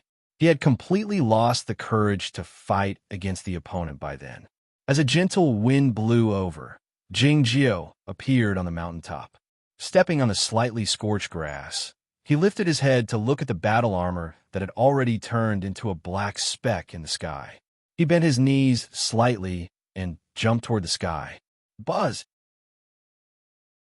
The grass pieces were blown by the wind, but he was nowhere to be seen. Due to the event a few days ago, the defense of the Stargate base had been very tight lately. 7 battleships and more satellites were monitoring every corner of this planet. Soon, the planetary defense system responded and sent a warning message to the battle armor. The battle armor had blocked all the information channels, and the positioning system had been shut down a long time ago. Soon, the battle armor had flown out of the atmosphere and arrived in the space. The distant permanent star exuded a chilly glow. Feng Xiang calmed down a bit. Even if that cocoon breaker chased after him by riding his sword fearlessly, his speed couldn't be that fast. The battle armor had been damaged by the mysterious laser, so it couldn't fly for a long time. He had to find a backup spaceship hidden among the asteroids and return to the main planet as soon as possible to report what had happened to him to the general before the battleships locked onto him. The glow changed slightly, and the brightness alternated. The battle armor turned around. Feng Xiang's line of sight passed through the transparent protective cover and saw Jing Jiu. The military uniform had been burned to ashes due to the high-speed friction with the atmosphere, but it was still giving off heat. The hot particles were like fog, illuminated by the light of the permanent star, resembling the holy light in the frescoes. The youth in the holy light was naked, as perfect as a god. It was soundless and quiet in the space. Feng Xiang took a deep breath and let out a soundless, animal-like roar as he dashed toward Jing Jiu. The laser illuminated the gloomy space. Even the traces left by the battle armor seemed to have turned into a beam of light. Countless beams of light seemed to have appeared at the same time, pointing toward Jing Jiu. This battle armor perfectly demonstrated the mechanical level and energy utilization level of this civilization. However, all the beams of light missed their targets and disappeared in the vast space of nothingness. It looked so empty. Another beam of light suddenly shone in the dark background of nothingness. This ray of light gave off a particularly sharp feeling, exceptionally swift and fierce. The space was still as quiet as before. However, if someone had seen this beam of light, they would have heard a light crack in their mind. It was the sound of something being cut off. The body of this battle armor was made of an exotic alloy, which was unimaginably strong. Even the laser cannons couldn't destroy it directly in a short time. However, dozens of deep marks appeared on the surface of the battle armor at this moment. Tiny alloy particles were ejected. The armor was about to split apart. The transparent protective cover was illuminated. Jingjio came up to the battle armor and put his palm on the energy core of the battle armor, which was emitting a dim blue light. There was no sound, only the blast wave caused by the explosion, which slightly distorted the light of the distant permanent star. Countless alloy fragments shot out. The battle armor was broken just like that, turning into a ball made of alloy fragments that kept expanding. Feng Xiang's figure appeared in the middle of the ball. His body was emitting a layer of silver light, which seemed to be some kind of shield. He was indeed a real swordsman of the upper state of the stars. He didn't die in this soundless explosion. Now, I'll show you the strength of the cultivation practitioners in this world. Staring at Jingjio in the distance, Feng Xiang thought to himself, if you think I can't fight without the battle armor, you are gravely mistaken. The alloy fragments in the space suddenly stopped, as if they had turned into rain. All of a sudden, an alloy fragment was pushed away by an invisible force. Soon after, more alloy fragments were pushed away. A passage appeared among the alloy fragments, leading from the periphery to the deepest part. A beam of light illuminated the space. Jingjio came up to Feng Xiang and put his palm on his head casually. There was no sound of pa, but the head was smashed just like that. The alloy fragments started to move again, scattering in all directions. The passage was filled up again. Jingjio's right hand went through the broken head and grabbed the self-exploding chip at the same time. The head continued to break into smaller particles, followed by the neck and the rest of the body. A sword light flashed in the depths of Jingjio's eyes as he looked at Spot. A faintly discernible shadow appeared. It was about a foot high, like a miniature version of Feng Xiang. Had this cultivation practitioner from the Federation of the Milky Way cultivated a Yuanying? He is indeed a disciple of an ascendant. Jingjio trapped the Yuanying with the sword will of the inherited heaven sword and transmitted a spiritual awareness to him. Do you want to tell me yourself? Feng Xiang's Yuanying revealed a frightened and resentful expression in his eyes, knowing that he would die for sure today. Jingjio didn't waste any time. He employed the soul-searching hand of the mysterious dark sect and the two-mind connection to obtain the information he wanted soon. The Yuanying was on the verge of disappearing. He yelled at Jingjio soundlessly in pain and anger. It seemed to be, "You big devil?" Jingjio didn't care about this person's last words. The inherited heaven sword formation struck down with his spiritual awareness, cutting the Yuanying into nothingness. The signal of the battleship's engine could be heard in the distance. Jingjio turned around and flew toward the planet, turning into a sword light and disappearing in the blink of an eye. It was a beautiful scene. Thinking of my analogy of the Stargate planet and his current state, the scene was indeed TSK.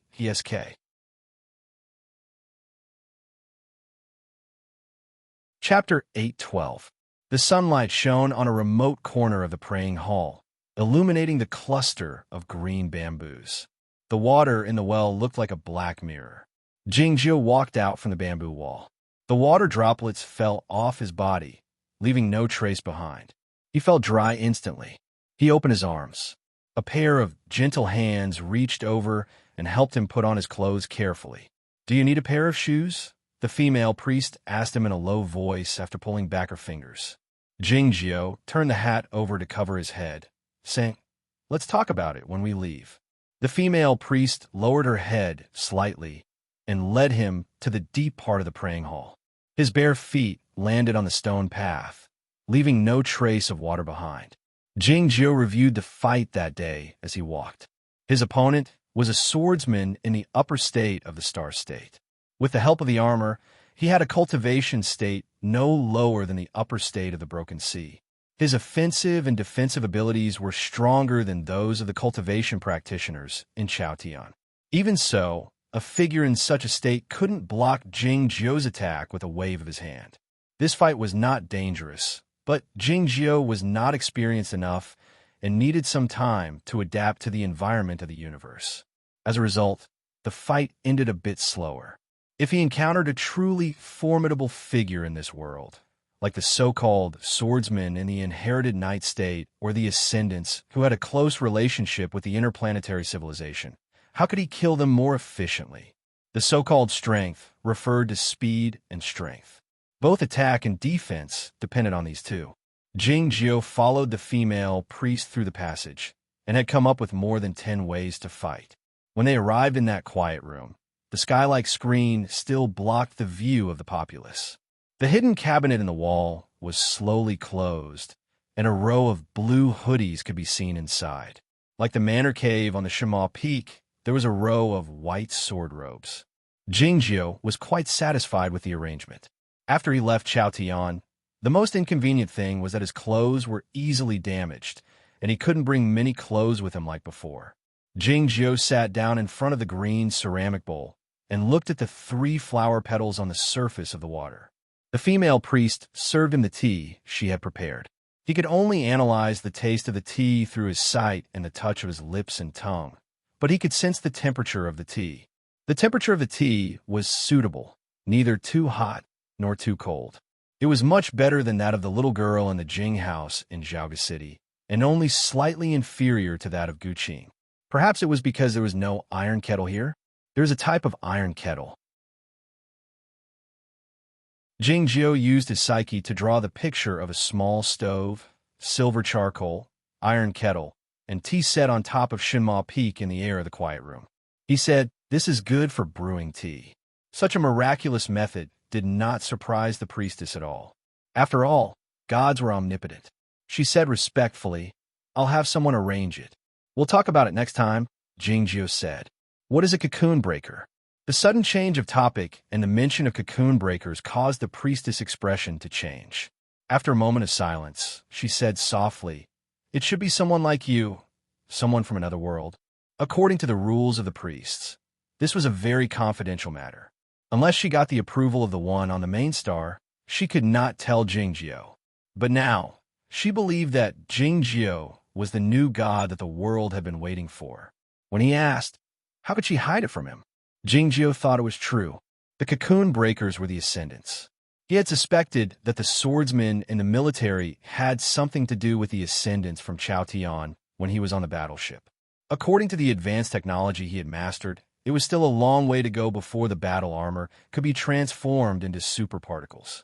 As such, how could the swordsmen in the military transform into a suit of battle armor in such a short time? It was evident that the swordsman had used the storage magic treasure of Chaotian. Jing Jiu didn't find the storage magic treasure when he killed that person, which meant that the swordsman was a Dao treasure. The hurried footsteps broke out in the praying hall. Ran Handong pulled open the gray curtain and walked in. "Aunt, are you all right?" she asked the priestess concernedly. "I'm fine, but I have something to tell you," said the priestess. Ran Handong noticed by now that Jing Jiu was sitting in front of the green ceramic bowl, and her aunt was serving tea to him. She guessed that Jing Jiu was not a regular person, but she still felt it odd to see this scene. "What's the matter?" she asked icily. Jing Jiu held up a tiny chip in his hand. There was a similar chip in the brain of the assassin in overalls, which was used to detonate himself when his mind was invaded. Since Jing Jiu had experienced it before, he wouldn't let the swordsman in the military do the same. He cut open the swordsman's brain and snatched the chip. "What is this?" Ran Handong drew closer to Jing Jiu and observed the chip under the sunlight. "It will explode," reminded Jing Jiu. Ran Handong thought of a possibility, asking with a slightly changed expression, "Was the alarm of the fleet you?" Jing Jiu uttered. "Is the person in a suit of battle armor the one you're looking for?" asked Ran Handong while staring into his eyes. Jingjiu uttered again. Where is he? Asked Ran Handong hastily. He's dead, replied Jingjiu. Staring at his face, Ran Handong took a long time to calm down. Are there any traces left? She asked. No, replied Jingjiu. Staring into his eyes, Ran Handong asked, How did you do it? The fleet responsible for monitoring the planet had already sent back the data. She was fully aware of how powerful the suit of battle armor was and how tragic his fate was. Even though the legendary swordsman in the inherited knight state had the ability to do so, they couldn't do it in such a short time, to say nothing of not leaving any traces in the monitoring system of the fleet. Jingjiu didn't answer her. Looking at the chip between his fingers, she thought of the assassin she had helped him find before, saying, They are from the same organization. I think it's the butterfly. It's not important. Why did you call me here then? I want the right of access to the military headquarters. Jingjiu stated his request. He had entered the military network and chased after this young girl, but it was hard for him to get into the core area of the network and obtain a high right of access. It had nothing to do with his skill level. He simply didn't want to meet the ghost in the deep end of the network. Ran Handong looked at the female priest. The female priest shook her head slightly, indicating that she didn't reveal her family background. After a moment of silence, Ran Handong said, I have to ask my father first. The female priest was aware that the reason Jingjiu intended to go to the main planet and enter the Science Academy was to find someone. She didn't intend to pry into the truth of the matter, but she would try her best to help him, just like how she chose Zonlisi to be her successor. That child is not talented enough, and her temperament is not steady enough. However, she will receive many blessings and travel with you on her way to the main planet to receive training. She will definitely succeed me. Jingjiu said, There's no need to rush. The female priest let loose a relieved but slightly bitter smile as she said softly, I don't have much time left. She had to memorize the scripts and words she had memorized every day, which consumed a great deal of her mental energy. She had sat in the praying hall for more than 20 years and had reached the last stage of her life. As such, she had to choose a successor. Zonlisi had to come back here as soon as she finished her 1-year training on the main planet. Jingjiu dipped his hand into the green ceramic bowl and applied the water between the female priest's eyebrows gently. The female priest didn't know what he was going to do, so she let him do it meekly. As Jingjiu rubbed the water with his fingertip, a refreshing energy entered the center of her eyebrows along with the dispersing water and then went deeper into her body. The process was not rough at all. It was exceedingly gentle, like the spring rain moistening the objects, soundless and undetectable. The female priest's mental state grew calmer, and the turbulence in her awareness had gradually subsided. She felt as if she was bathing in the spring breeze, feeling refreshed and comfortable. She gradually closed her eyes and fell asleep. Jingjiu pulled back his finger and held the chip in his hand, looking at the green ceramic bowl. Some fine ripples appeared on the surface of the water in the green ceramic bowl, and the 3 flower petals quivered slightly. Then they started swimming irregularly like the dancing butterflies. The ring on his finger emitted a faint glow. Jingjiu entered the interplanetary network through the digital mark on the chip and started searching for the information he needed. The data in the interplanetary network was as vast as the sea of stars, and the information was hidden in the deepest part of the network. It would take him a long time to find the traces. After a long while, the natural sunlight was replaced by the starlight, illuminating the flower petals on the surface of the water in the green ceramic bowl, making them look even more beautiful. The female priest was still sleeping soundly. She even let out a faint snore. It seemed that she was sleeping soundly. Looking at the surface of the water in the green ceramic bowl, Jingjiu had finally seen some vivid scenes. There was a rusty iron gate, on which some patterns could still be seen. The blue paint on the gate had turned black due to the passage of time, and the wings of a butterfly could be vaguely seen on it. In the dark space, hundreds of swordsmen of the Federation of the Milky Way were flying in the armor of the latest model, reflecting the light of the distant permanent star. which looked like countless lines. On the surface of a huge red planet, many flowers suddenly appeared in the midst of the huge storm that looked like patches. It was unclear if it was a natural phenomenon or if someone was inside. After a long while, the female priest opened her eyes and woke up, the expression in her eyes a bit bewildered. She sensed that her spiritual world and her body had undergone a subtle change, and she had gained a great deal of fresh life energy. Where did this life energy come from? She prostrated herself on the ground before Jingjio. She suddenly had a new life at the last stage of her life. Even though she was as calm as the water, she couldn't conceal her excitement. Jingjio stood up and headed toward the outside of the praying hall. The priestess followed behind him quietly. When they arrived at the top of the stone steps outside the praying hall, she took the shoes prepared by a maidservant and knelt on the ground, helping Jingjio put them on. Those maidservants and the main preachers all looked at the ground with their heads lowered. Jingjio uttered, and suddenly asked, "Who is General Li?" Hearing this name, the expression on the female priest's face changed slightly. She got up and motioned for everybody to leave, saying in a low voice, "The current commander-in-chief of the military."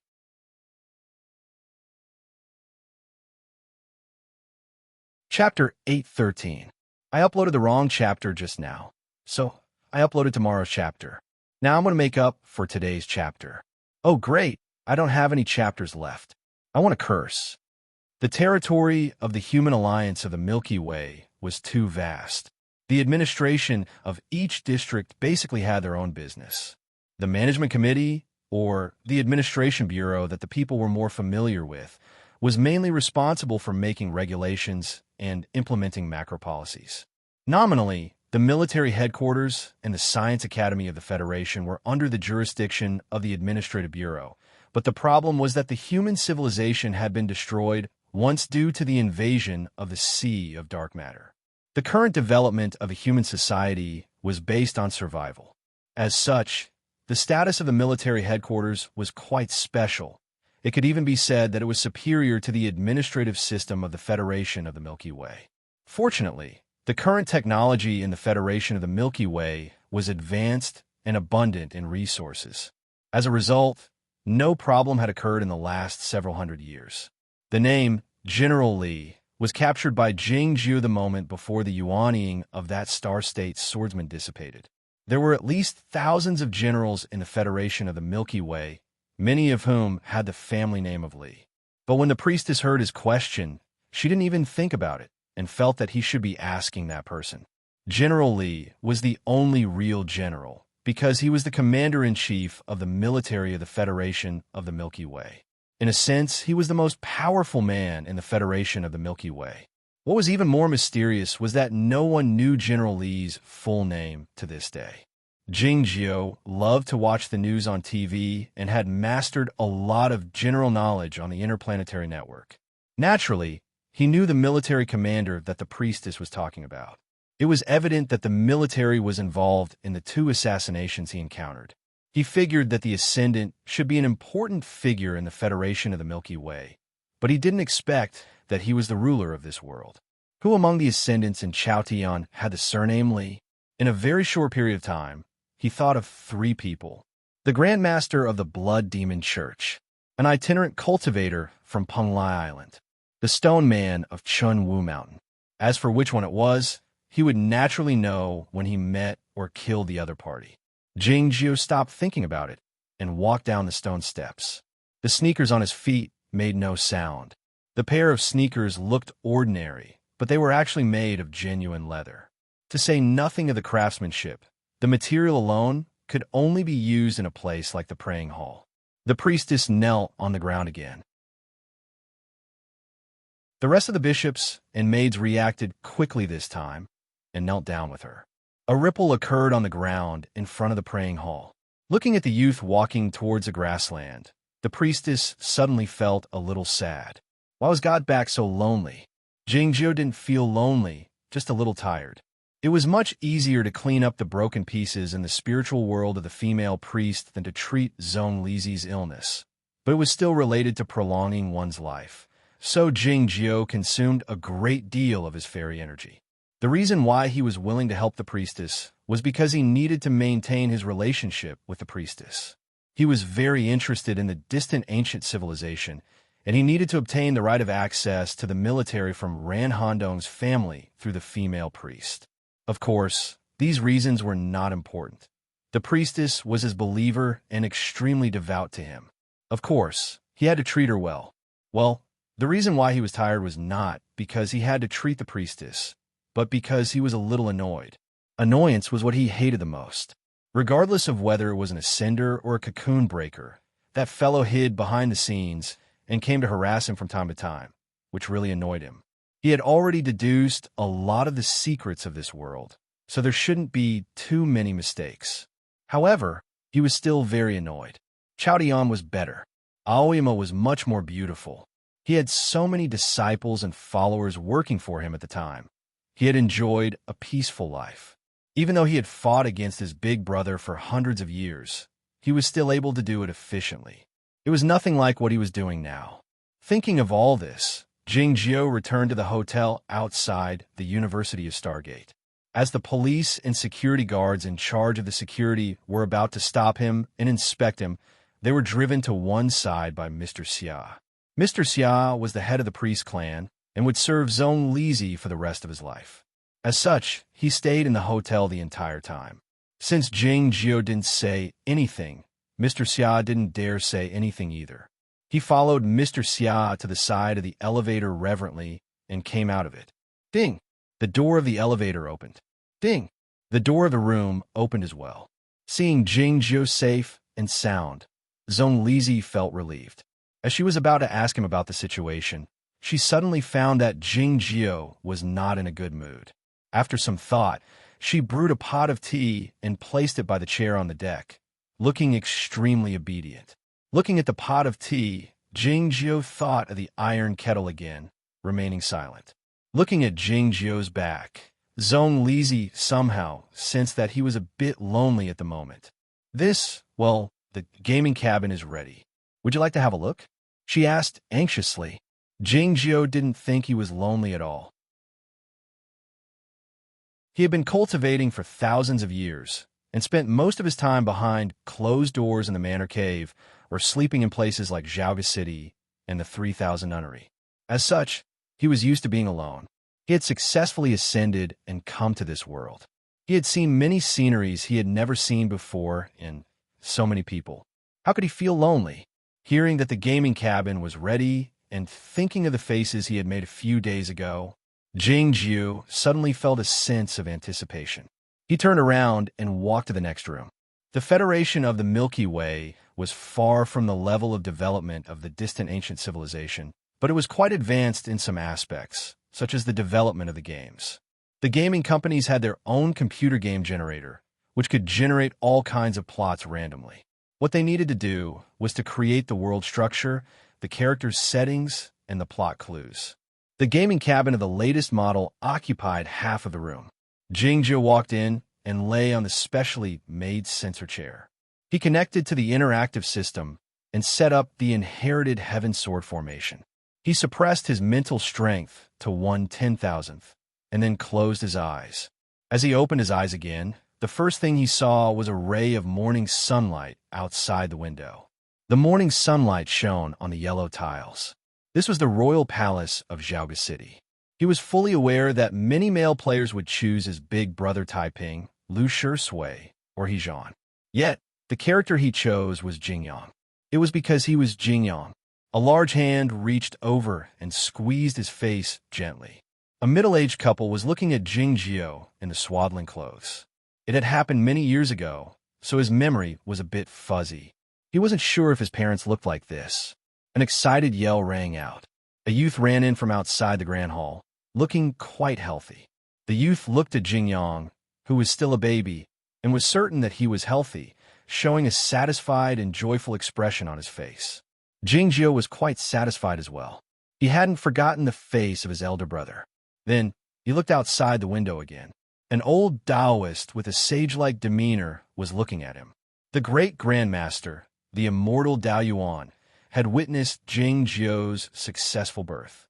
After making sure that this person with natural Dao quality belonged to Aoyama, the immortal Daoyuan displayed a rare, delighted expression. "The sword sect of Aoyama will flourish in your hands," he said sentimentally. Jingjiu wondered who had written this line.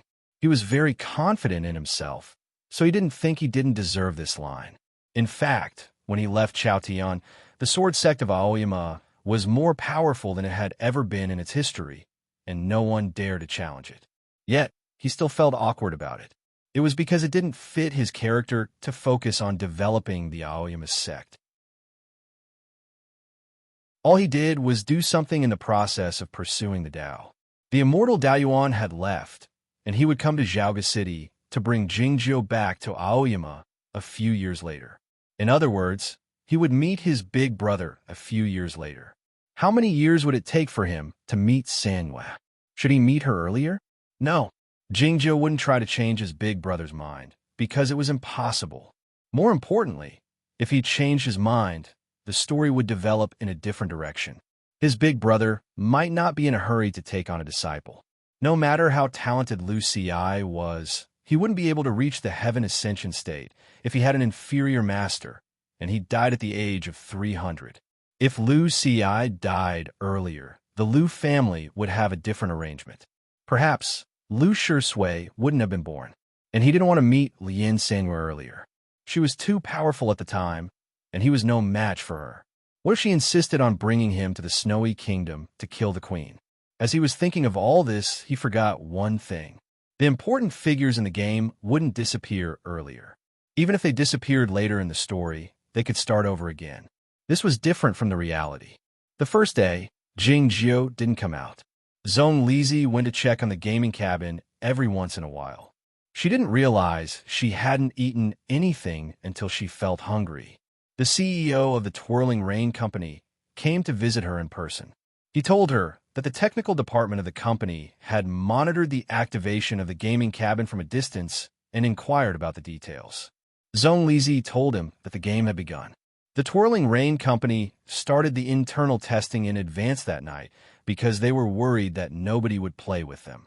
The next day, Jingjiu didn't come out.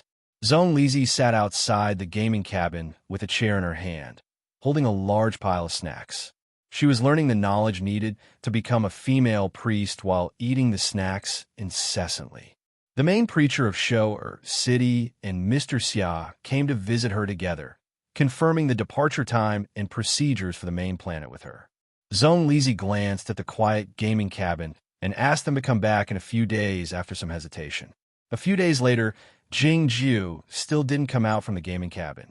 If the gaming cabin didn't have a complete body monitoring system, indicating that Jingjiu was all right, Zhong Lizi would have cut off the power and opened the door of the gaming cabin. Even so, she was still very worried. When one's cultivation state reached a certain level, one could indeed go without eating or drinking for many days. But Jingjiu had never been a gaming maniac. She hadn't even seen him play any games, not even Candy Crush. On the 9th day, the praying hall had begun to inquire about Jingjiu cautiously. Zhong Lizi couldn't stand it anymore. She had found something wrong with Jingjiu the day he entered the gaming cabin. As she was about to cut off the power in the gaming cabin, the door of the gaming cabin opened slowly along with a sizzling sound, and Jingjiu walked out from it. He didn't look any different from 9 days ago, and even the wrinkles on his clothes didn't seem to have changed. Yet, she felt something different about him.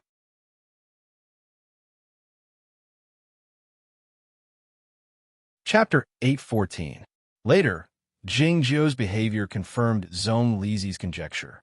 Standing by the window and looking at the river of stars in the night sky, Jingjiu suddenly said, "I'd like to sleep for a while." Even a person made of iron would be tired after playing the game for 9 days without any rest. As Zhong Lizi was thinking of this, she was surprised to find that Jingjiu had walked into the bedroom and lay on the bed. The reason she was surprised was not because it was her bed, but because Jingjiu had always been lying on the chair on the deck and hadn't come into the bedroom. What surprised her the most was that Jingjiu had fallen asleep not long after he lay on the bed. Though he didn't snore or grind his teeth, she knew he was truly asleep. It was different from when he closed his eyes in the apartment in the underground neighborhood and on the deck. What had happened? Zhong Lizi opened the gaming compartment and was glad to find that Jing Jiu hadn't quit the interactive system yet. She followed the instruction manual and chose the third-person experience mode to connect to the system, starting the playback. A brand new world appeared in front of her eyes. The green mountain peaks, the endless ocean of clouds, the ocean in the twilight. All of these looked so real and yet so unreal. The reason it was unreal was because it was more beautiful than she had imagined. The reason it was real was because the Xinxiao world in the imagination of humans should be like this. It was easy to imagine how much resources the Twirling Rain Company had invested in the game, The Path Toward Heaven. Zhong Lizi had read the original work, of course.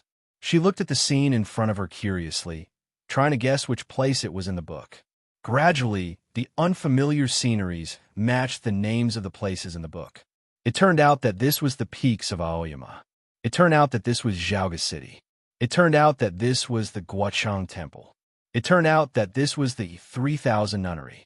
Was the vast expanse of white in the distance the snowland? Why couldn't she see that lone peak? In addition to the sceneries, the most important factor was the people. Zhong Lizi followed the character of Jing Jiu to many places and saw many people. It was then that she discovered that Jing Jiu had chosen the single-player mode and didn't have any interaction with the players of the internal testing. The people he saw in those places were all the characters in the game.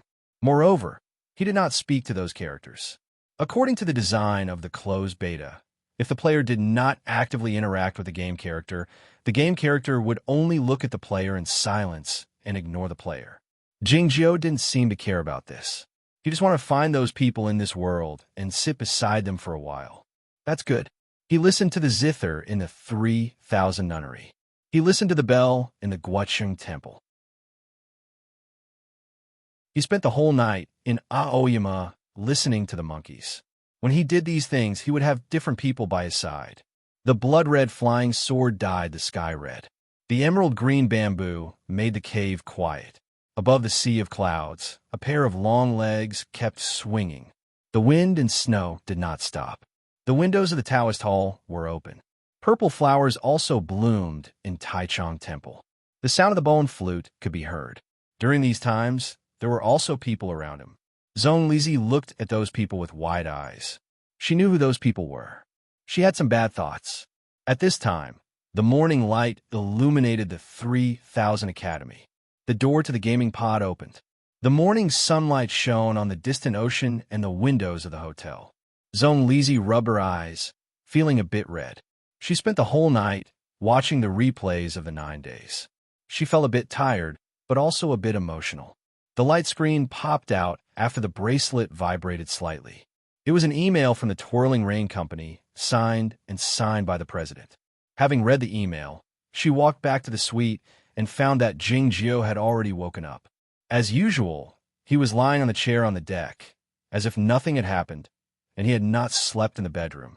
The Twirling Rain Company said that your initial design was perfect, and the players in the closed beta were very excited. They asked if you were willing to give them the authorization, she asked softly. Jing Jiu thought that he should ask those people if the right of portrait was involved. Some of them had died, but more of them were still alive. However, it had been more than 100 years since they left Chaotian. It was unclear how many of them had died. Zhong Lizi uttered faintly when she saw him absent-minded. Jing Jiu came back to his senses and said, "Feel free to use it. Don't blame me if you encounter any trouble in the future." Zhong Lizi wondered if there would be any trouble and that he had been acting strangely lately. "Are you okay?" she asked after some hesitation. Jing Jiu uttered, while looking at the morning sun that was about to jump out of the earth's crust. Zhong Lizi summoned up her courage and said, "I know you wrote the story and you have a deep affection for the characters in it, but you shouldn't be too attached to the story and get too involved in it." Jing Jiu turned his head around and shot her a glance, asking, "What are you trying to say?" "I'm worried that you can't tell the difference between reality and illusion." Zhong Lizi rubbed her hands nervously as she went on. "Even if they are real and affectionate, Those people are merely imagined by you. They are not real. The gaming pods were getting better and better, especially the new gaming pods, which could provide a more realistic experience. Those who were mentally handicapped would be unable to tell the difference between reality and illusion if they stayed in the game for too long. "I'm not a lunatic," said Jingjiu expressionlessly. "But you didn't talk to those characters in the game." "It looked weird," said Zhong Lizi in a low voice. Jingjiu said, "Maybe they're not real in this world, but they are real in other worlds." Zhong Lizi didn't understand what he meant, so she asked curiously, "You sat with the late Emperor Lu Xi, Yuan Qijing, Taiping Zhenren, Zen Master for half a day, the disciples of Shima Peak and Zhuoruzhui for half a day, and an unknown old monk for a while. In the end, you sat with Lien Sanyue for 3 days. But the relationship between Jing Jiu and Zhao Liu in the book is the closest. Why didn't you sit with her for a while?" Jing Jiu thought that the little Liu would come out sooner or later, and they would meet in this world. There was no need to be anxious. Seeing Jing Jiu fall silent again, Zhong Lizi thought that she had said something wrong. She turned around and went to the washroom to wash up. The steam caused by the hot water blurred her beautiful face again. She looked at herself in the mirror as she brushed her teeth. She had finally made up her mind and turned around to leave the room. "I'll go to the main planet in a few days." Her speech when she brushed her teeth was rather vague, so it was hard for others to hear her clearly. It was evident that she intended to conceal her emotions by doing so.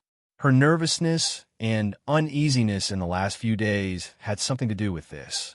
If they parted ways like this, it was hard to say when they would meet again. "I want to ask you about your future plans, but you're playing a game." "Alas." "Together," said Jingjiu. Zhong Lizi came back to her senses after being taken aback. She was sure that she had heard it right, her eyes full of surprise and delight. "Are you going to the main planet as well?" she asked while holding the toothbrush in her hand. Jingjiu uttered Zhong Lizi was fully aware that he would not go to the main planet just to keep her company, at least not all of it. "What are you going to do there?" she asked curiously. "I'm looking for a person," said Jingjiu. Zhong Lizi knew whom he was looking for. "That person is on the main planet? Have you found him? What should we do next?" Thinking of the spear thrust in the square and the assassination attempt in front of the praying hall, Jingjiu said without hesitation, "Kill him." Thinking of the conversation 9 days ago, Zhong Lizi had almost spat out the foam in her mouth. "No," said Jingjiu in time. Zhong Lizi shut her mouth hastily, swallowing the foam back into her stomach. The museums and art galleries in Shou, City were suddenly closed that day. All the visitors were politely asked to leave the place, but they couldn't refuse.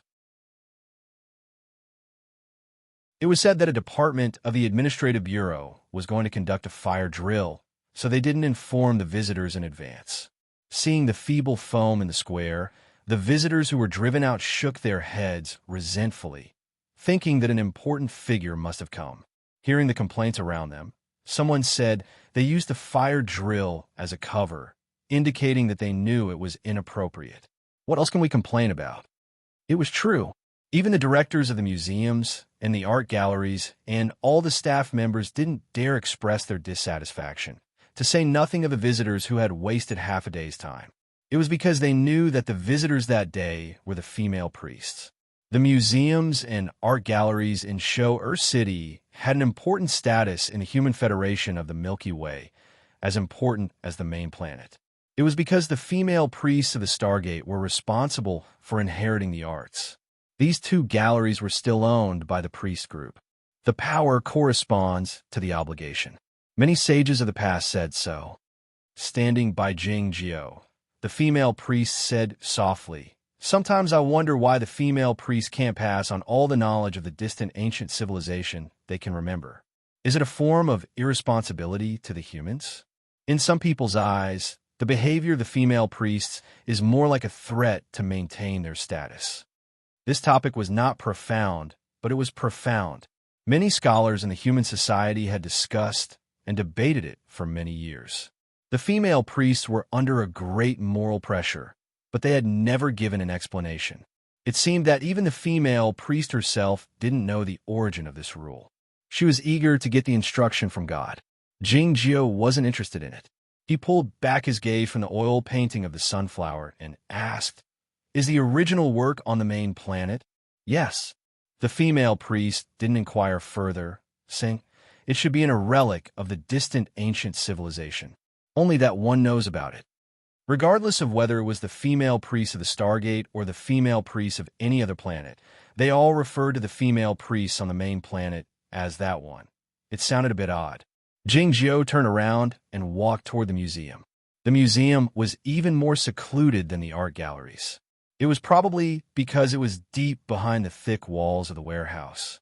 The priestess' expression was calm as she looked at the ancient mech that was placed in a huge glass box, and half of it was buried in the soil.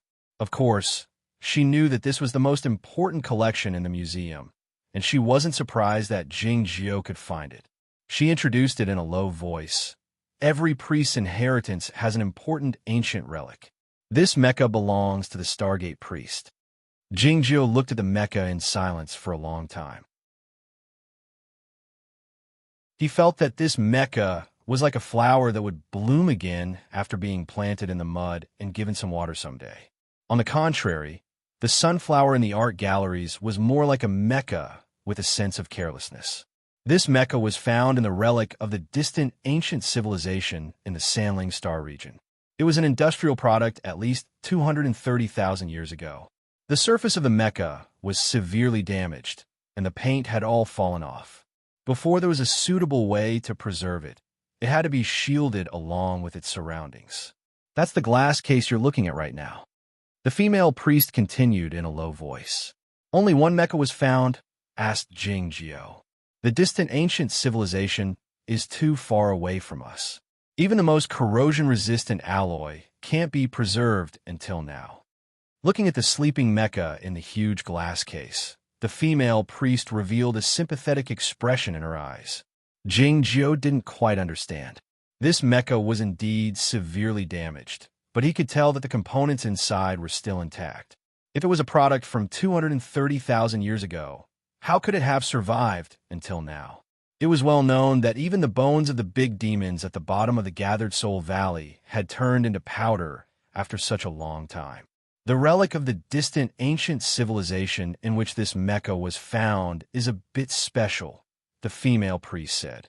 "It's supposed to be the tomb of an emperor. It's very large and deep in the ground, isolated from the outside world." Looking at the mecha in the glass case, Jingjio felt even more puzzled. The technological level of the distant ancient civilization was much higher than that of the current Federation of the Milky Way, but this mecha was very backward, using a turbulent multi-engine design.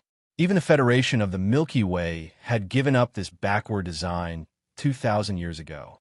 Why did the emperor of the distant ancient civilization let this backward mecha be buried with him? And why was this mecha preserved by the branch of the female priest of the Stargate, who had inherited the art? She explained it to me when I was on the main planet. She said, the female priest noticed his puzzlement. Thinking of the event 30 years ago, she said in a low voice, "This mecha itself is an art."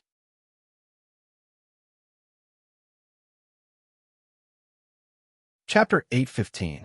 Because of the mistake I made yesterday, I was forced to update 2 chapters regretfully. Many friends said that I would definitely stop updating today. Humph, I'm such a person, but I can't stop. It's not easy for me to keep up with the work from April until now. Anyway, I'll stop updating next month. The Grimace will delete the explanations in the first 2 chapters later. Nobody could see the beauty and art on this shabby mecha buried in the mud, unless the person was engaged in the art industry. Though the female priest didn't need to rely on the value of the art to gain profits, she was undoubtedly a true artist. Looking at the mecha in the glass case, she said softly, "It would be beautiful if it could move, but I don't know what color it would be." "White." Jingjio turned around and headed toward the outside of the secret storage room. Feeling startled, the female priest asked while looking at his back, "Are you sure it's white?" No sooner had she uttered the words than she felt it was disrespectful to God. Jingjio didn't halt his steps, nor did he get angry. "I'm sure," he said. When they arrived at the gate of the museum, it was time for them to part. The female priest bowed to see him off. As she lifted her head, she saw that the youth in the blue hoodie had already walked across the street and joined the crowd. Along with a booming sound, the scorching sun battleship left the ground and broke through the atmosphere, heading upward. The sky was blue in the beginning, but it turned black when it got out of the atmosphere. It was a boundless, empty, and cold space. The virtual gravity required a device to generate the gravitational field, which was expensive and unnecessary. Most of the battleships in the Federation fleet used the traditional and cheap method. Looking at the Scorching Sun battleship from a distance, the Scorching Sun battleship looked like a rotating drill, as if it would drill an eye out of the dark space. Countless burning fireballs appeared one after another at a long distance, becoming tiny light specks in the sight. This space was so vast that it was beyond the imagination of any intelligent beings. As such, they couldn't help but have a feeling of insignificance when they looked back at themselves in the space, and then felt extremely empty and fearful. For the humans, the feeling of emptiness was less intense, but the fearful feeling was more intense and real. It was because they were fully aware that there was a large amount of dark matter on the other side of the seemingly empty space. The waves of the sea of dark matter could suddenly appear in the universe at any moment and turn the brightness of this world into darkness, giving birth to those destructive monsters. The human civilization of the previous generation had developed to such an extent, but it was still destroyed because of this. How could the humans of this era get rid of this shadow, except when they were drunk? The humming of the crystal engine disappeared, and so did the slight trembling of the floor. The battleship entered a stable flight state. More than 3,000 officers and soldiers untied their belts and began to rest or prepare to take over. The captain of the Scorching Sun battleship left the control room and walked toward the Zone 1 in the depths of the passageway, with a grave expression on his face. The military boots landed on the floor, releasing a loud and clear sound, just like the rank and authority of the army. A dozen or so soldiers wearing light combat armor all saluted when they saw the captain. Arriving outside a certain room, he stood silently for a while before gently knocking on the door. The door opened slowly, revealing a cute and innocent little face. It was the little girl from Hua, she who had participated in the selection of female priest. Seeing the epaulets of the captain, Hua she came back to her senses after a moment of thought with her eyes wide open. She invited him in hastily. The captain nodded politely to greet her. Guided by Hua Shi, he came to the living room of the suite and came before the red-haired girl. He took off his military cap and bowed to her, saying, "I'm the captain of the Scorching Sun battleship in Shanxiang. Welcome to our battleship for the main planet. I'll send the star map of the route to the main preachers later. Please let me know if you have any requests." Zhong Lizi was still not used to being treated so respectfully by a captain. She let out a suitable smile after being reminded by Jiang Yuxia, saying, "Thank you for your hard work." The captain of Shanxiang didn't linger. He left the room after nodding to Jiang Yuxia and the three main preachers. It was the Scorching Sun battleship that fired the laser beams at the praying hall that night. It was an eerie arrangement for the new female priest to travel to the main planet on this battleship. The investigation is not over yet, but the incident that day has nothing to do with the Scorching Sun battleship, and the suspect has already been executed. "You don't have to worry too much," Jiang Yuxia said softly to Zhong Lizi as she walked to the side of her. The main preacher of Shou City had the same opinion. He glanced at the deep end of the suite, thinking that he wouldn't have agreed to this arrangement if he hadn't been certain that there was nothing wrong with it. This suite was located in the stable area at the head of the Scorching Sun battleship, so it wouldn't move along with the rotation of the battleship. The simulated gravity here was no different from the ground. There was a large space in the deep end of the suite with a wall-like transparent glass in front of it. The universe was visible in front of the window. There were tens of thousands of stars in the universe. There was a deck chair in the room. It was the deck chair on the balcony of the hotel at the University of Stargate. Jing Jiao was lying on the chair. Ran Handong in a military uniform stood by his side, looking like a secretary. The Scorching Sun battleship has been called back to the main planet for investigation. It's on the way, so there's no need to worry about its safety. She noticed that Jingjio was looking at the universe outside the window, his gaze quite focused. Jingjio suddenly asked, if the enemy destroyed this battleship, how many people would survive? It's impossible, basically. Thinking of the methods of the enemy, Ran Handong continued after a moment of silence. The right of access is in the wheel. But I have to remind you to be careful, otherwise, you'll be discovered. Having said that, she turned around and left the room. Jingjio looked at the outside of the window in silence. The ring on his finger emitted a faint glow, indicating that he had obtained the right of access to the military headquarters. Even if Ran Handong didn't warn him, he wouldn't try to use this right of access to the center of the military network. That ghost-like being should be waiting for him there. What he needed to do was to use the right of access to control the Scorching Sun battleship. A black backpack was placed under the deck chair in silence. He took out a piece of paper and a pen from it. The paper was a bit old, and its edges were curled. A few words were written on it. Year, robot, standard time, solar eclipse, artificial intelligence. Looking at the words on the paper, he added 2 more words with the pen after a moment of silence. Butterfly, a supercomputer core with a soul. In the end, his line of sight fell on the words standard time. According to the standard time of the Human Federation of the Milky Way, he had been in this universe for more than 70 days and stayed on the Stargate base for more than 100 days. It was more than enough time for Jian Shilai and Chao Yuan to come out. Based on the temperament of the immortal Tan, he would hide somewhere. It would be hard for him to be discovered. What about these 2 guys? There was no news of the Snow Girl, but why didn't they have any news either? The galaxy where the humans resided was called the Milky Way. The Milky Way had a few starry arms, which were commonly seen in the galaxy. The front end of the constellation arm was very thin, with only a few permanent stars on it. The most remote permanent star had a planet called Lindang. The environment of this planet was very harsh, and its atmosphere was very thin. Normally, it was not suitable for humans to live on it for a long time. However, the exploration team had discovered a dozen rare minerals on Lindang in the early days, and the modification of the environment on the planet was carried out. The modification of the environment was still far from being successful, but the mining had started many years earlier. The surface of the planet was full of huge holes left by the mining machines, and a huge transport ship would land on the planet every once in a while.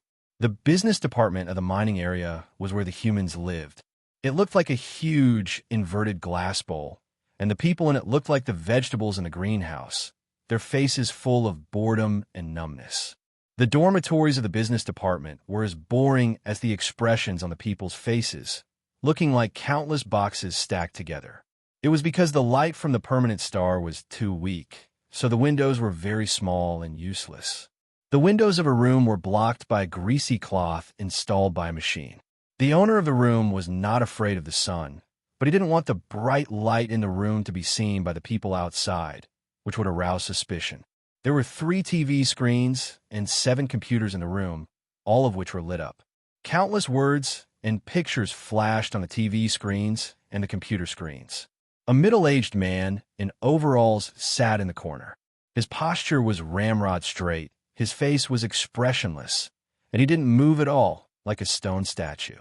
The words and images on the 10 light screens all fell into his eyes. Even if someone came in at the moment, they wouldn't be able to notice him. The wind from the ventilating system blew into the corner, ruffling the sleeve of the cloth. The middle-aged man with a broken arm was none other than Jian Shilai. Like Jingjio, the first thing he did after his ascension to this world was to study. In the early morning, the picture on one of the TV screens changed to a slimming exercise. Jian Shilai knew that the other TV screens would change to a similar program. He stood up and turned off the power. Then he walked to the window and pulled off the oilcloth, looking at the surface of the planet. The planet rotated from west to east, and the distant, listless star was slowly climbing up from the east. This world was indeed very large, and it was also very strange. Jian Shalai hadn't fully understood it, even though he had studied it for dozens of days. For instance, the women on TV liked to wear tight clothes even though they were so uncomfortable. Those workers liked to drink alcohol even though they were so poor. Those soldiers liked to brag even though they were so weak. What he didn't know was that a battleship was entering the atmosphere from the west of the planet Lindang. The battleship didn't give off any sound or alarm, even though it was so large.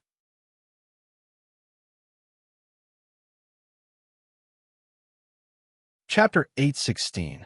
As predicted by Jing Jiao, Jian Shilai stayed on the bamboo chair for a while after his ascension, and then parted ways with Chao Yuan. The permanent star outside Chao Tian was even more remote than the planet Lindang. If the ascendants didn't wish to plunge into the endless darkness and head toward the light, they would encounter the civilization of the Federation of the Milky Way one day, as long as they weren't killed by the monsters of the Sea of Dark Matter on their way there. The first contact between Jian Shilai and the Human Federation of the Milky Way was a mining spaceship. It had to be said that he was truly shocked at that moment. Even his sword heart, which had been tempered for countless years, was almost shaken. He broke open the cargo compartment of the mining spaceship and followed the spaceship to planet Lindang. He never left again. There was no other reason than to be wary of the unknown. Even if he was a powerful ascender, he would not expose himself before he grasped all the details of this world and confirmed that it was safe. This lonely mineral planet far from the center of the Federation of the Milky Way was the most suitable place. There was a soft beep. Jian Shilai pulled back his left hand and put the bracelet under his sleeve. He walked into the remote control room after greeting his colleagues with a nod. After studying for dozens of days without rest, he knew everything about this world, especially the mining area. He arranged a new identity for himself through the computer of the mining area's personnel department, and he did not forget to apply for a disability tax exemption certificate. He was going to enter this civilization one day, so he was preparing in advance, and he needed to do some things. Jian Shilai took care of some routine work in the operating room and inputted a few instructions that only he could understand. He took a sip of the hot tea, put down the teacup, and headed for the outside. As he left the room, he glanced at the teacup. Passing through the underground tunnel, he arrived outside the protective shield and slowly walked towards the east. The building of the mining area was getting further and further behind him, but he didn't even glance at it. He was not wearing protective clothing or a hood. He looked like a disabled worker who had lost his way. The star in the distance was really small, like a candle next door. No matter how they walked, it didn't get any brighter.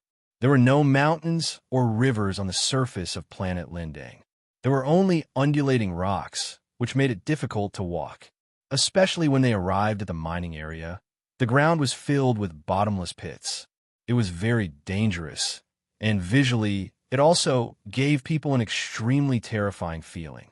What a scene of desolation. Jian Shilai didn't like this place, and he missed the green water of Aoyama in Chaotian. Suddenly, a crisp sound came from afar, reverberating endlessly in the mine pit, echoing unceasingly. It was the sound of gunfire. A light mirror had appeared in front of him, and there were faint sword patterns flowing on it. There was a black cylinder embedded in the translucent mirror. If Jing Jiao had been there, he would have recognized the black cylinder as the high-explosive bullet that had exploded in his hand outside the museum that day. An electromagnetic gun was aimed at Jian Shilai from dozens of kilometers away. Jian Shilai reached out his right hand and took down the black cylinder from the light mirror and threw it into the mining pit before him expressionlessly. After an unknown period of time, a muffled rumble came from the depths of the mine, and the ground trembled a little. The mine was 4 kilometers deep, so one could imagine the power of the electromagnetic gun. Just as a loud rumble came from the depths of the mine, countless bullets poured down like a torrential rain. 3 automatic gun platforms rose from the ground and began to fire wildly. Countless bullet shells fell to the ground, making tinkling sounds. The bright lights could be seen everywhere in the gloomy sky. It seemed that his opponent had already taken control of the computer system of the mine. That was why he hadn't activated the anti-air equipment earlier. With this thought in mind, Jian Shilai reached out his right forefinger and aimed at an automatic gun platform. The translucent light mirror had already turned into a cover, covering his body like an upside-down glass bowl. The bullets landed on the surface like a torrential rain, but they couldn't penetrate the surface and drop to the ground. The bullets were as flat as a piece of paper. The sword light shot out soundlessly from his forefinger and destroyed an automatic gun platform in an instant. In the next moment, 2 other automatic gun platforms were destroyed as well as illuminated by the sword light. It grew quiet again in the surroundings. There was a commotion in the distant department of the mine, but nobody came out. Jian Shilai turned to the west. Illuminated by the dim light of the permanent star, the huge battleship looked like a black monster. As this battleship broke through the atmosphere and came from the west, Jian Shilai had sensed the existence of his opponent. It seemed that he hadn't sensed anything. He went to work as usual, but he didn't activate the anti-air defense system of the planet Lindang. As such, he left the residential area and came to this barren and dangerous mining pit. He knew that there was an emergency lifeboat hidden by the higher-ups of the department of the mine in the mining pit up ahead. The lifeboat couldn't travel as fast as the battleship, so he had no choice but to let the lifeboat leave by following the automatic program. Then he would return to the department of the mine from the underground and hide in the number 13 mine. That mine was filled with highly radioactive ores. So many instruments would be rendered ineffective. Nobody believed that someone could hide in the deepest part of the ores. 70 days later, the radioactive ores would be sent to the distant Gaze transportation base. This was the escape route that he had prepared for himself. As for the battleship in the distance, he didn't think that it could kill him. Those weapons of fairy energy, which were called nuclear bombs in this world, had a powerful explosion, but the area of high temperature and light that could threaten him was no more than a few dozen square kilometers. As for the shock waves, he didn't care about them at all. According to the saying in Chaotian, he was a true ferryman. A ferryman wouldn't be afraid of the chaotic wind. The most troublesome part was the radiation, like the ores in the number 13 mine, which would affect his ferry body to a certain extent. If his opponent chose to be shot, the effect would be even greater. Well, he didn't need to worry about this for the time being. Even the fastest nuclear bombs in this world were still too slow compared to the speed of a ferryman. Even if tens of thousands of nuclear bombs exploded on the surface of the planet at the same time, he would still be able to pass through the flowers without being touched by any of them. Of course, he didn't forget the standard laser guns on the battleships of the Federation. The battleship was still more than 10,000 kilometers away from him. Based on the speed of light in this world, it would take the laser guns 0.3 seconds to hit him after they were fired. Wasn't enough time for him to evade them? Of course, he couldn't evade them when he saw them coming. It would be too late by then. He had to keep moving to make sure that the battleship couldn't lock him down. If the battleship intended to attack him with the laser guns, it had to get closer to the surface of the planet and to him. However, if the battleship dared come within 100 kilometers of him, he would launch a counterattack. He would break the protective shield of the battleship and hack into the computer of the battleship, and then destroy the engine system of the battleship from the inside. It was true that he was an expert in data analysis. If he could continue his peaceful life, he would go to the hidden network in a few days and check out those rumored cloud ghosts. The people in this world thought they were powerful because they knew some strange tricks. It was truly ridiculous. Should he show his weakness and then seize this battleship? A figure was gliding on the surface of the planet full of mine pits at a high speed, bringing out countless sword lights from the overalls at an unimaginably high speed. Jian Shilai thought of what he had just said, feeling calm and confident. He had nothing to worry about unless the battleship had a weapon of a higher state that could destroy the planet Lindang. It was better to be safe than sorry. Jian Shilai gave up the idea of turning around and seizing the battleship, and kept on gliding forward. The mine pit where the emergency boat was hidden was not far ahead.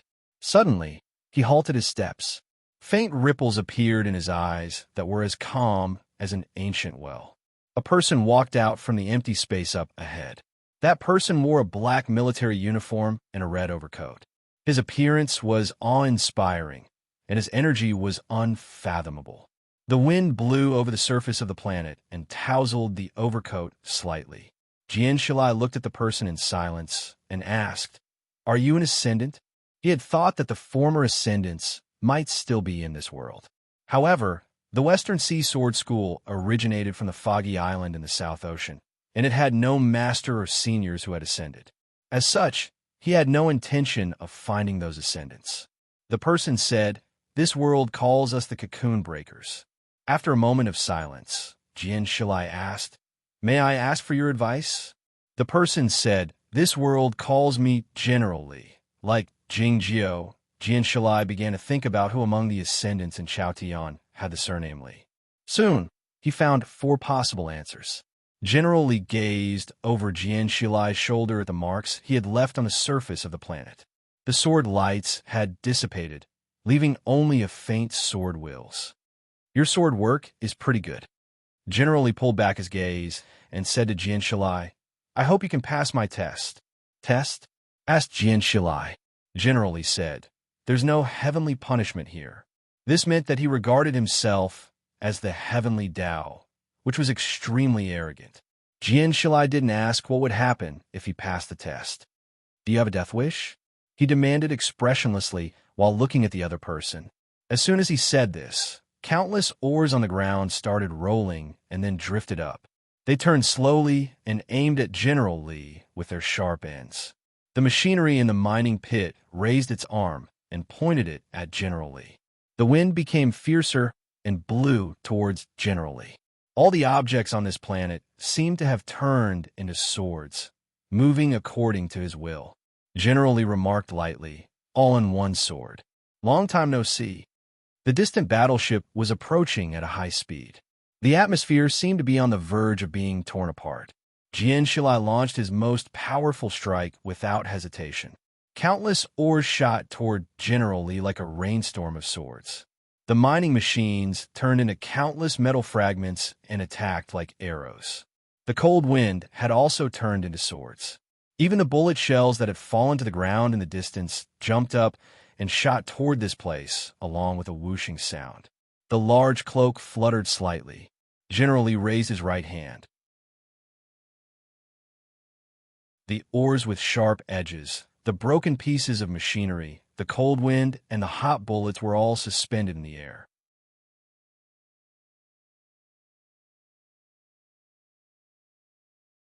Chapter 817. The All-in-One was a sword and also a cultivation state. This was the highest cultivation state of the sword sex in Aoyama, using everything in the world as a sword, which was even higher than the Hidden Heaven state.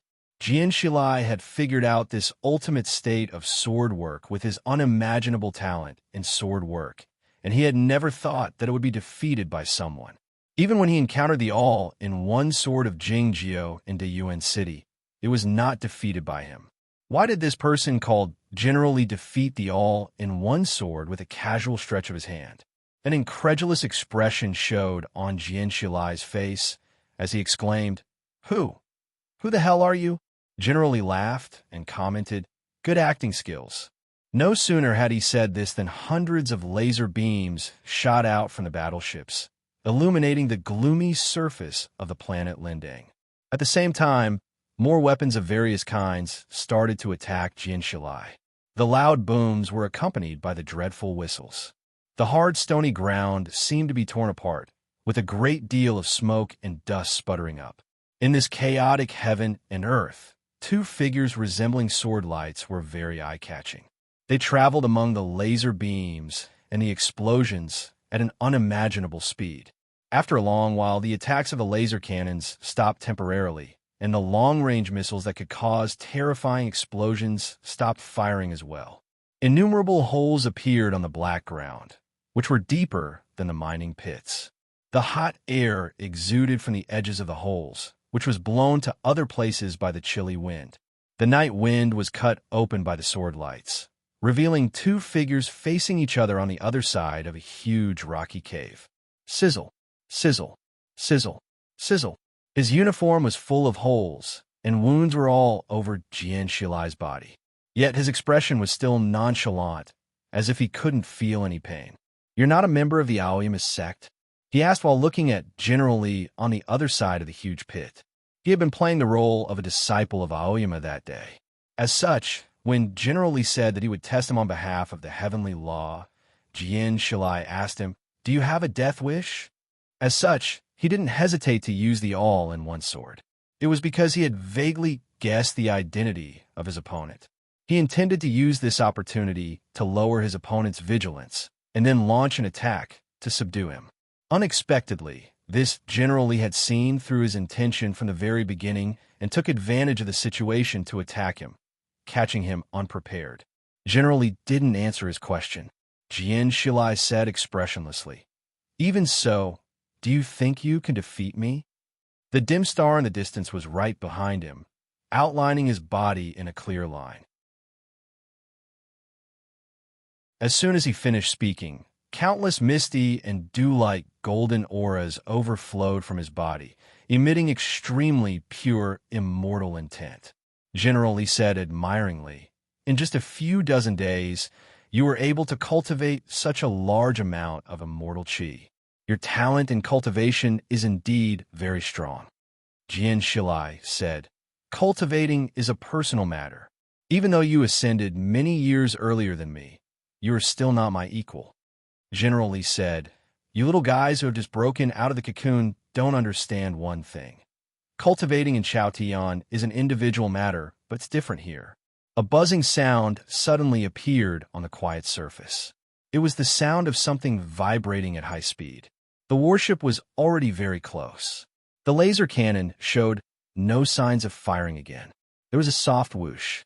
Jian Shilai came to the front of General Li in the blink of an eye from the original spot and punched at General Li's face. The fist was full of immortal qi, and it moved at an unimaginably fast speed, bringing out a few formidable sword lights. In fact, this was a sword condensed purely from the immortal qi. The sword work of the two of them was almost the same, and his opponent had the aid of the warship. If he wished to leave this place alive, he had no choice but to end the fight as soon as possible. He intended to compete with his opponent in terms of absolute strength, namely the amount of immortal qi. The buzzing sound grew more rapid. As the fist-like immortal sword was about to touch General Li's face, the sound suddenly vanished. The whole of Lindang planet seemed to have become deathly quiet. The red cloak tousled slightly. A small device could be vaguely seen on General Li's waist. A great deal of light and heat came out. It looked like a sun. The red cloak looked transparent under the sunlight. The light and heat entered General Li's body. He raised his right hand and caught Jian Shilai's fist easily. Huh! The ground within 10 square kilometers started quaking violently, and countless oars were shaken up into the sky. An incredulous expression showed in Jian Shilai's eyes again. It was real this time. General Li said calmly, while looking at Jian Shilai, "This is the true strength." No sooner had he said this than a straight crack appeared on the shoulder of Jian Shilai's overalls, where the sword wills could be vaguely sensed. The sleeve of Jian Shilai's cloth drifted down. The arm left his body as well. Before it landed on the ground, it turned into countless light specks, disappearing like fireflies and vanishing without a trace. Back in Chaotian, Jian Shilai had one of his arms cut off by Lu Xiai and Jingjiu. He didn't think of repairing his arm after he ascended. Unexpectedly, his remaining arm was also cut off that day. He asked with a pale face, "Even if you ascended a few thousand years earlier, it's impossible for you to have so much fairy energy in your body." The red cloak drifted down slowly. "It's a nuclear power furnace," General Li went on calmly. "As such, you people are merely the frogs at the bottom of the well. You have no idea what the true integration of heaven and human beings is." After a moment of silence, Jian Shilai said, "It looks like the path I've chosen is indeed problematic. If he hadn't spent most of his time controlling the weapon system of planet Lindang and trying to communicate with heaven and earth in this world, and instead spent it on learning more profound knowledge, would he have thought of using the nuclear power furnace to provide fairy energy? General Li asked, "Do you have any last words? Do you know who I am?" Jian Shilai asked again. General Li said, "I was certain of your identity the moment I saw the all-in-one, so the examination was meaningless. It's because the rumored godly swordsman of West Ocean is cold and arrogant, dull and lonely, which is of no help to our cause." By now, Jian Shilai realized that his opponent had known who he was a long time ago, so pretending to be a disciple of Aoyama was impossible. But how did he know his identity? He was certain that Chaotian was a peculiar region in this universe. It was almost impossible for any ascendant to come out after returning to Chaotian, like that disgraced ferryman on the disgraced Immortal Island and the great Grandmaster Bai. There was only one person like Jingjio since ancient times. This ascendant named General Li hadn't returned to Chaotian. So how did he know who he was? Next, Jian Shilai asked the second question he wanted to know before his death. How did you find me? He had kept a low profile since he came to the planet Lindang with a mining spaceship. He didn't cause any trouble, nor did he do anything that would arouse suspicion. All he did was pretend to be a disabled worker. He believed in his computer skills. Even those rumored cloud ghosts couldn't find out that he had faked the right of access. "I'll give you a piece of advice if you can wake up," General Li said. "Don't go online. You'll be discovered as soon as you go online." Jian Shilai said while staring into his eyes, "This world is very large." General Li said, "It's all under our control." Having said this, he slapped the top of Jian Shilai's head with the back of his hand. "Huh!" Jian Shilai's face grew paler at a visible rate, a painful expression showing in the deep end of his eyes. A great deal of fairy energy flowed out from his broken arm and returned through his mouth and nose. "We're all cultivation practitioners. You should have killed me directly," he said in a trembling voice while staring into General Li's eyes. "There's no need to do this. Your talent in cultivation and fighting prowess are excellent. It's a pity to kill you like this." General Li continued softly. "Unfortunately, I know your temperament. You won't follow anyone wholeheartedly, so I have no choice but to do this." A ferryman like Jian Shilai in his cultivation state could control the sword freely as long as he willed it. However, without his arms, he was on the verge of becoming a cripple. Yet, this was not a problem for General Li to consider. Do the reputable Orthodox sects also need to make puppets? Jian Shilai suppressed the pain in his body and soul with an unimaginable willpower, so he didn't break down. His voice trembled even more. "It's not the method of puppets, nor is it the method of tempered corpses," said General Li, "but it's similar." The battleship arrived above the mining area. The huge body of the battleship traveled through the atmosphere, bringing up a gust of wind. A few men in military uniforms arrived in the air with a black metal case in their hands. They looked like the soul-seeking envoys in the stories with coffins in their hands. They came to the ground and saw the scene in front of them, feeling a bit surprised. General Li's palm landed on the top of his target's head, not leaving it. Jian Shilai sat on the ground with his legs crossed, his whole body covered in blood. The blood exuded golden and jade-like light specks, which were the purest fairy energy. His eyes were closed tightly, his face pale. Every muscle in his body was twitching violently. It was evident that he was enduring the extreme pain, but he didn't give up resisting. The few men in military uniforms didn't dare make a sound, standing in the distance in silence. As time went by, they felt more and more shocked. They had carried out similar missions a few times, but none of them had ever seen their target hold on for such a long time like today. It was General Li who struck Jian Shilai today. One could easily imagine how terrible the pain in the deepest part of his soul was. How could this person hold on? No, why did he hold on? After a long while, General Li had finally moved his hand away from Jian Shilai's head. Jian Shilai's body stopped trembling. As a few eyelashes fluttered down, the expression on his face grew calmer. General Li looked at Jian Shilai in silence. It was unclear what was on his mind. He waved his hand after a long while. The few soldiers felt relieved. They stepped forward and put Jian Shilai into the metal case. Along with a faint sound of increasing pressure, some liquid was poured into the metal case, giving off white smoke instantly. The ores outside the metal case were instantly covered with a thin layer of frost, looking much more brittle than before. It was unclear whether the liquid in the black metal case was the liquid nitrogen or something else slowly filling Jian Shilai's body. After the black metal case was filled with the extremely cold liquid, a few soldiers carried it back to the battleship by treading in the air. As soon as the passageway of the battleship was closed, the huge battleship shot up into the air along with a loud boom and a gloomy blue flame, disappearing into the space soon after. The wind on the surface of the planet didn't die down until a long time had passed, leaving behind countless new holes and broken rocks on the ground. It was believed that the people of the mining department would discover Jian Shilai's disappearance in a few days. It was believed that the miners on this planet wouldn't know who the disabled operator was and what had happened to him after many years.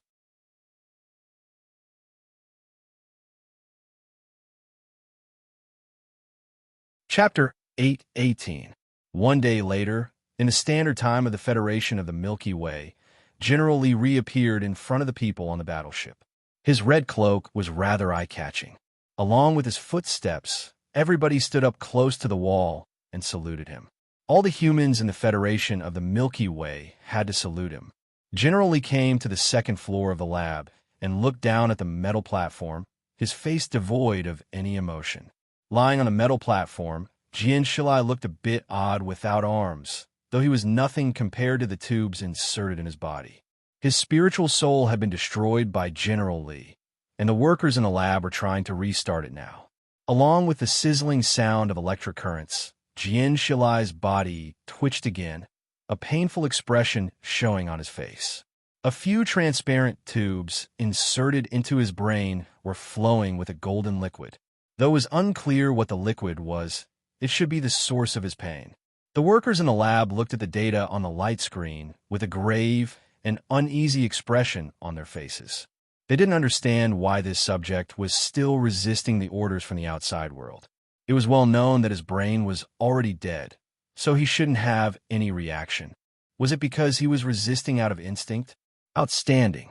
Looking at the scene below, General Li said expressionlessly, "Increase the dosage and increase the power to 3 times.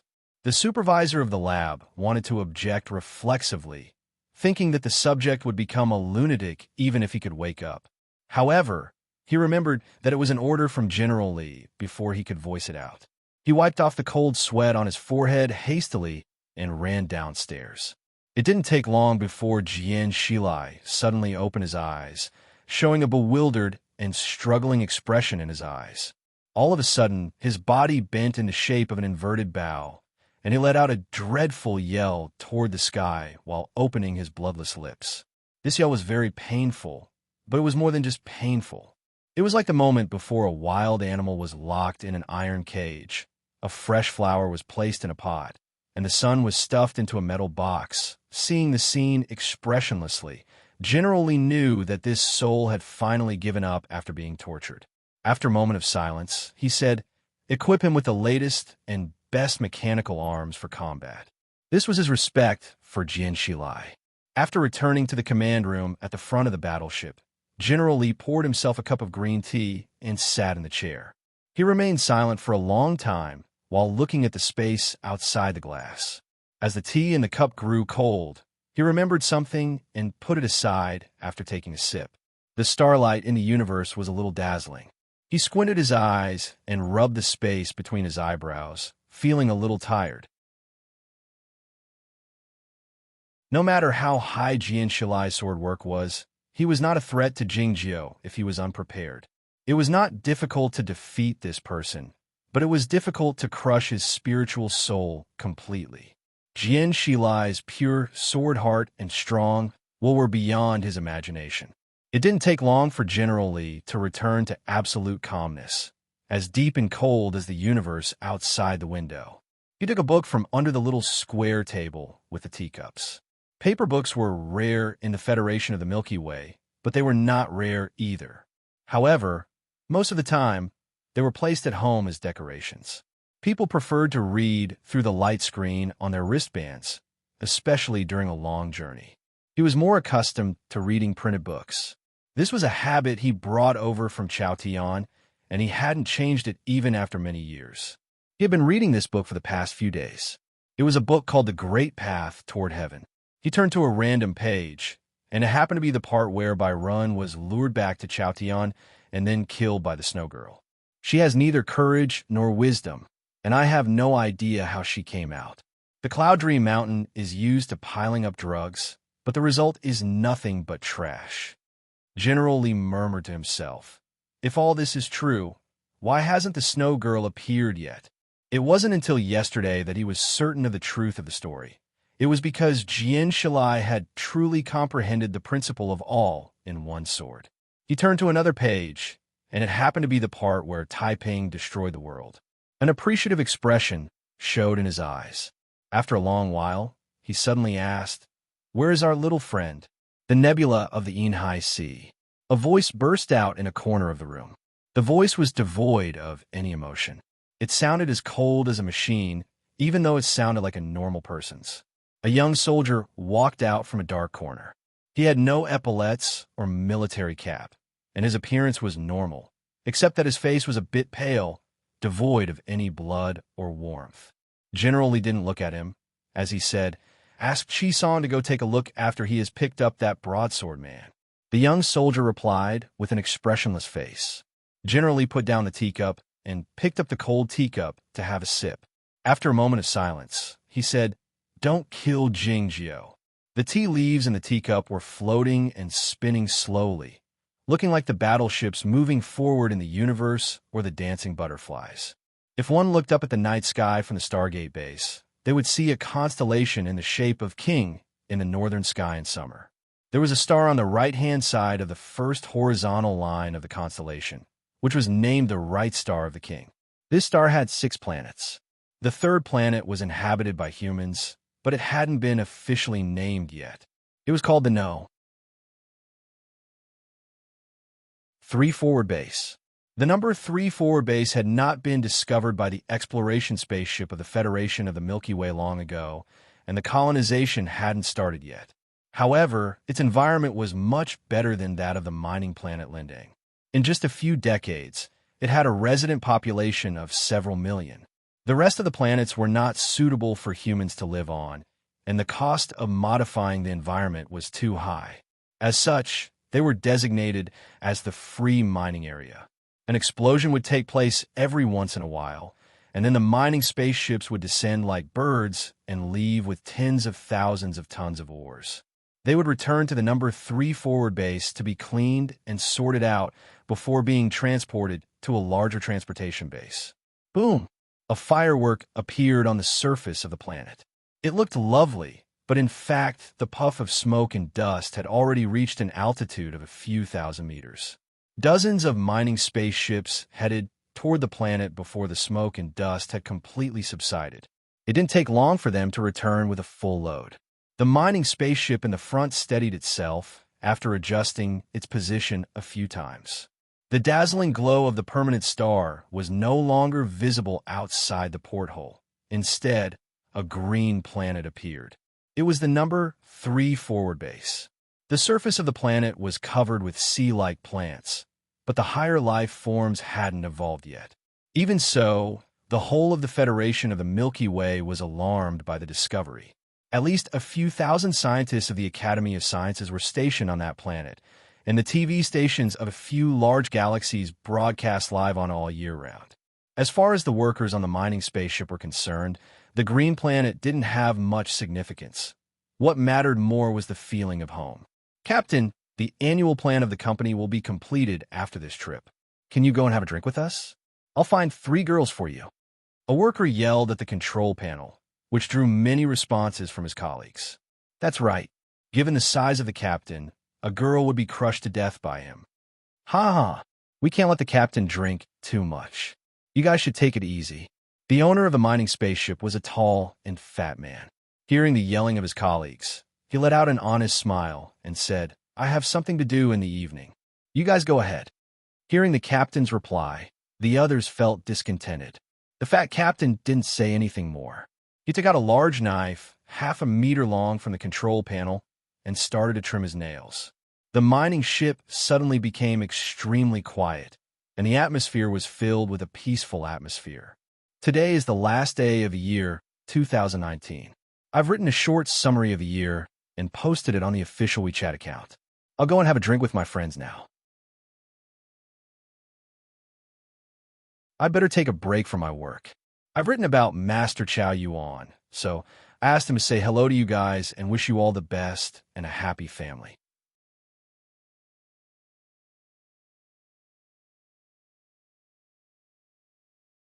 Chapter 819.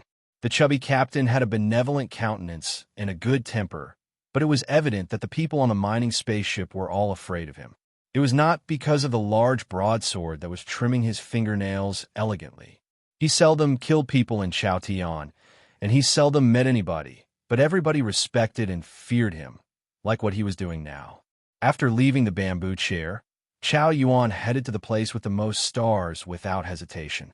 As a result, he met the humans of the Federation of the Milky Way earlier than Jian Shilai. It was probably because the mining spaceships were the most common in the universe. Coincidentally, his first contact with the civilization of the Federation of the Milky Way was the same.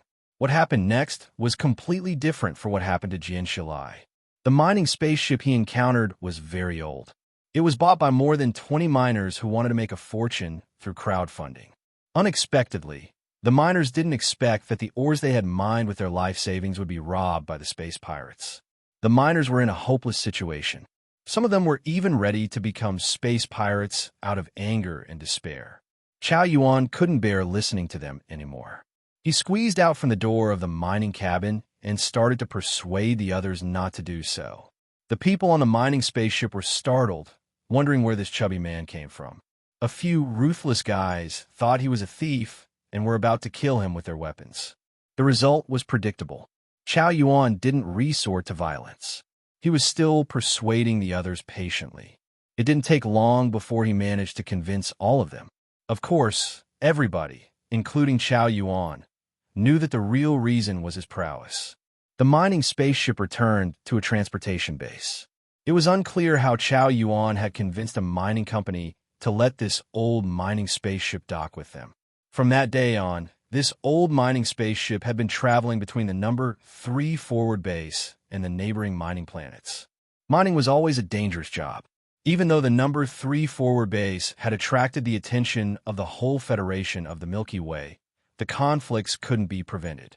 How did they determine the order of mining after the explosion on the surface of the mining planet, the order of leaving the planet, and the position of the shelter dock when a storm occurred? It was by force, of course. Chao Yuan was a chubby man with a strong force. He also had a large broadsword of half a meter long. Gradually, nobody dared bully this old mining spaceship anymore. He had won the respect of his colleagues, and his prestige was so high that he had no choice but to be the captain. The dilapidated mining boat landed in the number 3 forward base.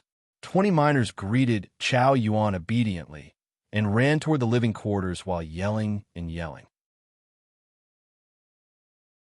The company's annual mission had been completed.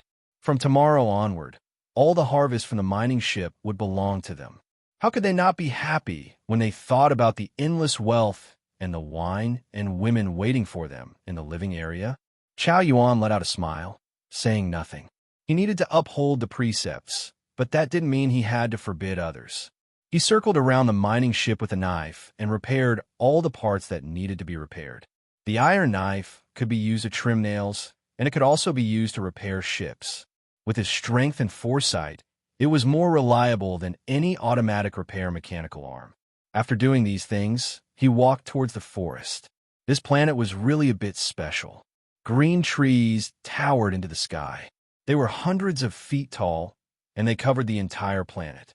It was an extremely spectacular sight.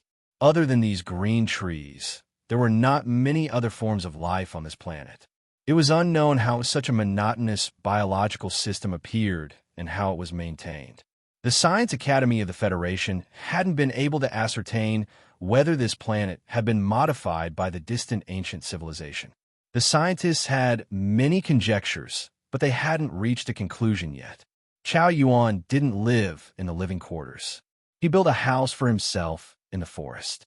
He was used to living alone, and there were many things in his house that were inconvenient for others to see. Accompanied by the buzzing sound of the generator, he took a bath and ate 2 fruits. After resting for 3 minutes with his eyes closed, he resumed his daily routine for the night. 7 computers were turned on at the same time. The light screens were almost stacked together, with countless words and data flashing on them. Chow Yuan sat on the floor, cross-legged with the iron knife on his knees, his hands forming a lotus bridge. He looked at the light screens calmly, as if he were in a trance. The first thing the Ascendants did after leaving Chaotian and coming to this world was to study. Then they kept on studying. Different from Jingjiu and Jian Shalai, Chow Yuan had only learned about the general situation of this civilization in the first few days, and then he paid attention to other aspects. It was not the battleships and weapons of the military, or how to kill and defend effectively, or how to conceal oneself. It was the sea of dark matter. The humans in this world were the same as those in Chaotian. The monsters of the sea of dark matter, or the heavenly demons of the outside world, were the enemies of the humans, as well as his enemies.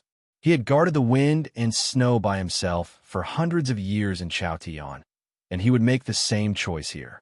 After he had mastered the knowledge of the network, he had spent all his time and energy on it.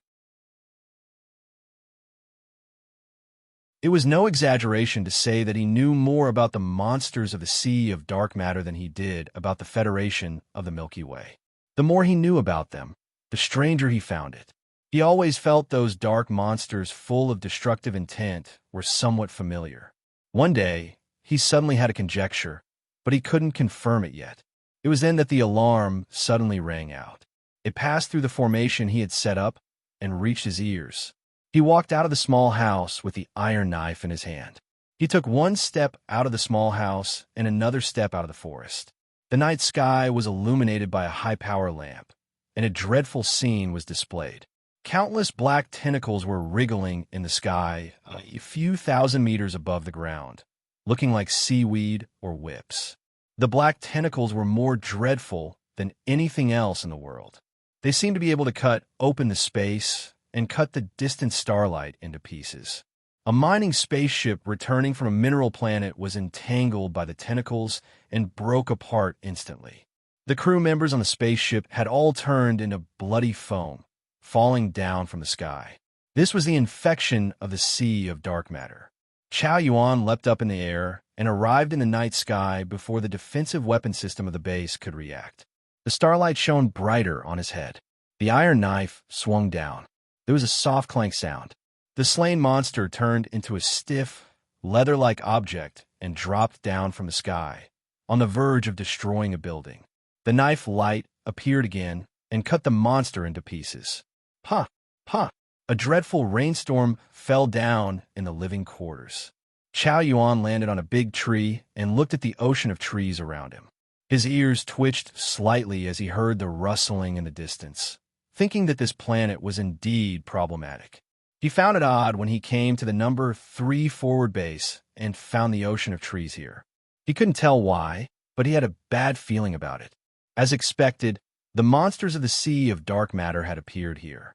As he was about to enter the forest to kill those monsters, a person appeared on the top of a large tree 1,000 feet away. He was a gentle middle-aged man, wearing a pair of silver-rimmed glasses and a fitting formal dress, exuding a certain aura. Chow Yuan was quite familiar with this aura. It was the aura of a scholar. He had seen it many times in the scholars of Yamatsai. It's remarkable that you can kill a target of the 3rd level with 1 swing of the broadsword. After coming to the New World, you don't think about protecting yourself, but saving others.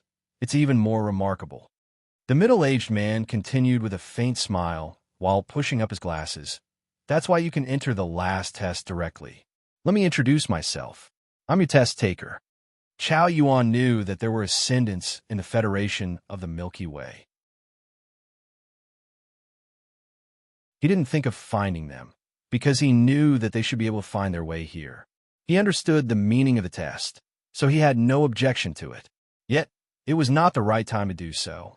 The rustling in the forest grew closer, and the surprised screams and sounds of weapons could be heard in the living quarters. Let's kill those monsters first. Chow Yuan was about to enter the forest with the iron broadsword in his hand. He thought that the other person was a swordsman of this world and should be more familiar with the defense system of the military, so he left the living quarters to him. Wait a minute, the middle-aged man said. The invasion is not large this time, but it'll take us a whole night to kill them. I have to go to the Inhine Nebula. I don't have time. Chow Yuan turned to him, wondering if this highly achieved cultivator of the previous generation had a better idea. The middle-aged man pushed up his glasses and said, "Let me do it." No sooner had he said this than hundreds of round beads the size of fingernails floated up from his body and shot out in all directions at an unimaginable speed, making a dreadful sound. Those round beads were translucent, with a faint red color on their surfaces. They didn't have a bloody smell, but looked rather beautiful. For some reason, Chow Yuan felt uncomfortable looking at these red beads. Huh, huh, huh. The faint cracking sounds rang out in the forest and in the living quarters not far away. Countless bands of fog rose up and joined together, covering the forest of dozens of square kilometers. The living quarters were also shrouded by the fog. It was evident that it was not the effect of the night wind. The fog suddenly turned redder after encountering the starlight, looking like fresh blood. Dozens of huge trees had been infected by the darkness and were in the process of turning into monsters. As soon as they encountered the bloody fog, they lost all of their vitality and turned into stiff, dead objects. What about the people in the living quarters? The screams and screams vanished. There was no sound at all, save for the friction of the base of the automatic weapon platform. The dead were everywhere on the street. The dead were everywhere in the bar as well. A young man, his clothes full of oil stains, was lying on top of a prostitute, his face full of bewilderment. His body was as stiff as a rock, his face stiff. If I have to die, I'd rather die on top of a woman. Seeing this scene, Chow Yuan thought of the remark he had heard on the mining spaceship a few days ago, curling up the corners of his mouth, flashing a faint smile. In the street filled with corpses and blood mist, this smile was eerie no matter how one looked at it. The middle-aged man walked to the table of the tea house and took out a piece of tissue. "What's wrong?" he asked while wiping his glasses. "Nothing." Chow Yuan shook his head while holding the hilt of the iron broadsword. I wish everybody a happy new year. If you don't have any troubles and don't seek troubles, you won't be afraid of troubles when troubles come to you. Of course, you should avoid them as much as possible.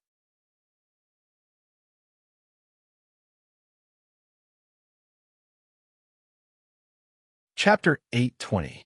All of a sudden, a star in the night sky became extremely bright. A straight light beam full of destructive energy broke through the clouds and fog and landed on an iron broadsword on the street in the residential area. Whoosh! The airwaves spread out, and the smoke and dust rose up slightly. Chow Yuan's trousers were torn to shreds, and his shoes sank deep into the ground. The light didn't have such a force. It was the weight of the iron broadsword. When the light landed on the surface of the iron broadsword, it was like a drop of water falling on a rock. Countless light rays shot out in all directions, illuminating the entire street instantly. The bloody fog had already faded away. The faces of those who had died in various postures could be seen clearly, including those familiar faces and those unfamiliar faces. Chow Yuan pulled back the iron broadsword and looked at the middle-aged man, devoid of his usual mild expression. The fleet that came to the number 3 forward base for the mission that night had the most advanced battleships in the Federation of the Milky Way, which were equipped with powerful laser cannons. But they were blocked by Chow Yuan with a seemingly ordinary iron broadsword. Yet, the middle-aged man didn't show any fear. "Don't blame me. It was you who intended to kill me first," he said with a faint smile. Chow Yuan didn't say anything while looking at him. The middle-aged man thought of a possibility and asked while pointing to the corpses on the street, "Are some of your acquaintances among them?" "They're my companions," said Chow Yuan. "Regardless of whether you're an ascendant or a cocoon breaker, you're still a ferryman. But you dubbed the mine with these ants and called them your companions." The middle-aged man laughed and said, "You have to understand that we are your companions." Shaking his head, Chow Yuan said, "Companions aren't determined by their abilities. Even if I didn't know them, you couldn't kill them. It's true that I don't want to waste my time here, but you can consider this as a part of the test."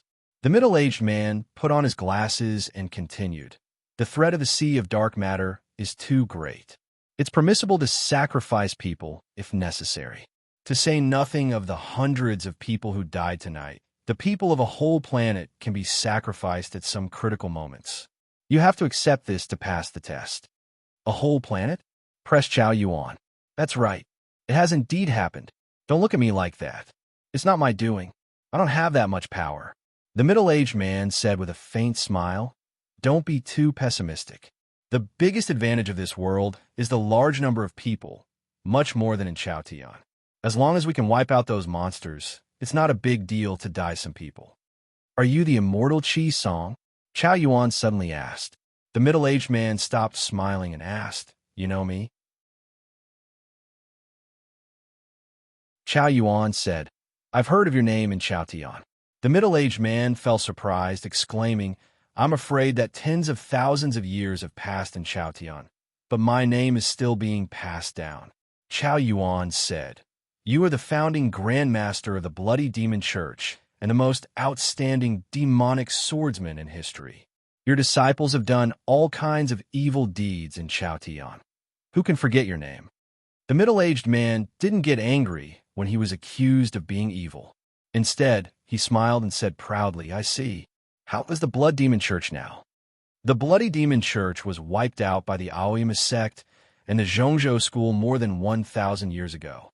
None of your disciples survived, so the inheritance of the Bloody Demon Church was cut off. Chow Yuan continued while looking at him, "Oh no.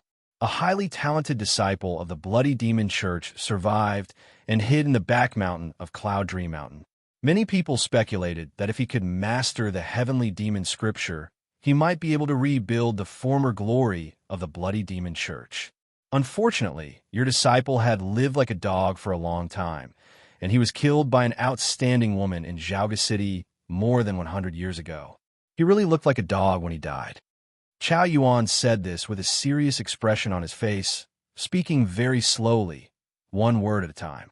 After a moment of silence, the middle-aged man laughed again, saying, "You're very angry at the moment, so you want to make me feel uncomfortable. The problem is that the story is not good enough. As my disciple and highly talented, how could he be killed by a woman?" Chow Yuan said, "Like I said, she was an outstanding woman, more powerful than me, and much more powerful than you." The middle-aged man stopped smiling and said calmly, while looking at Chow Yuan, "If you want to pass my test, you'd better pay attention to your manners toward the seniors. Without a test and no seniors, it's like there is no fairy world." Chow Yuan raised the iron broadsword and pointed it at him, saying, "I'll kill you today, and then I'll go kill the person you said destroyed that planet. You're really a naive child. Of course, you're indeed very powerful." Looking at the ordinary iron broadsword, the middle-aged man sighed. "I'm not confident that I can defeat you, so I don't want to take the risk." "Do you know anything about the Sea of Dark Matter?" he suddenly asked. "This planet has already been contaminated by the darkness. If it's allowed to develop, it will become a dead planet and then a mother nest." "I know," said Chow Yuan. The middle-aged man continued, "Can you calculate how large the passage of the dark matter in this space joint is based on the current rate of contamination?" After a moment of silence, Chow Yuan said, 70 times 2 times 6, 99. "Believe me, the engineers of the fleet can calculate it more accurately than you can, and they can locate it more accurately." The middle-aged man went on with a faint smile, "But you can calculate what it will take to seal off the passage of the dark matter." Chow Yuan said while staring into his eyes, There are 2 living quarters in this area. Therefore, the people on this street, including your so-called partners, will die tonight, said the middle-aged man. You shouldn't blame me, Chow Yuan said. I can seal off the passage of the dark matter, and I can spare your life, as long as you cancel the order. I believe you have the ability to do so, but your ability should be used in more important areas, not to seal off such a small passage. The middle-aged man continued. It's your turn to make a choice. Kill me, save those people, or come with me. As he said this, the lights of the 3 battleships glowed faintly and then went out abruptly.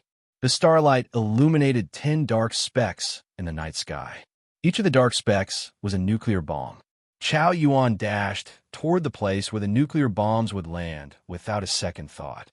The middle-aged man flew toward the battleships in the night sky with his hands folded behind his back, paying no more attention to Chow Yuan. His words echoed in the street full of corpses. If you don't die tonight because of your stupidity, follow me. As Chow Yuan's observer, he had been observing this broadsword man for a long time, so he knew what choice he would make. He didn't like Chow Yuan's way of doing things. If he had his way, he would have killed Chow Yuan outright, but that person didn't agree. He felt relieved that Chow Yuan had brought about his own death tonight. Otherwise, he would feel uneasy to be a partner of such a good person in the future. The middle-aged man returned to the battleship and turned around to look at the ground. This place was too far away from the ground, so he couldn't hear the explosions, no matter how loud they were, but the scene was still clear. 10 mushroom clouds rose up at the same time, looking like the fast-forward scenes of real mushrooms growing in a documentary. It took a while for the light rays to penetrate the thick, dark clouds and reach the surface of the ground. It looked beautiful, and one could imagine how high the temperature was. The nuclear bombs couldn't deal a fatal blow to the ascendants, because the speed at which they were deployed was not fast enough. But what if that person was stupid enough to enter the explosion range? The middle-aged man still couldn't figure out what those orthodox cultivation practitioners were thinking. As he was about to go to bed while shaking his head, he suddenly saw a scene through the corner of his eye, exclaiming with a slightly changed expression, "What the hell is that?" Before the nuclear bombs landed, Chow Yuan came to a residential area.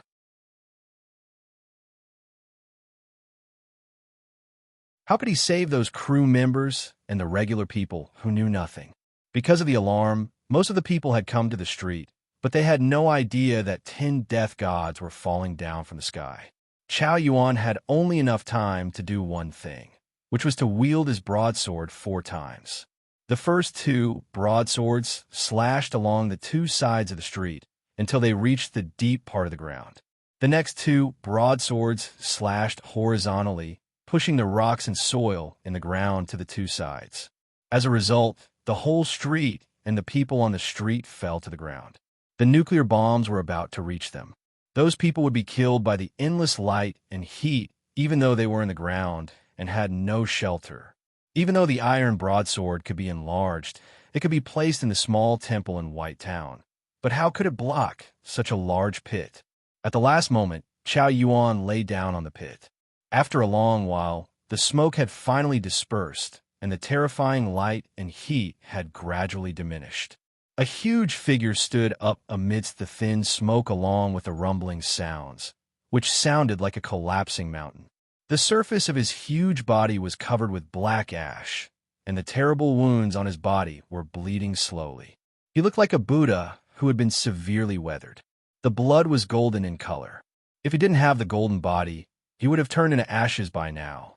Even so, he had suffered a terrible injury, and his face was beyond recognition. The neighborhood had been destroyed beyond recognition. No, there was no neighborhood here. All the buildings had collapsed, and the molten lava that had just solidified could be seen everywhere.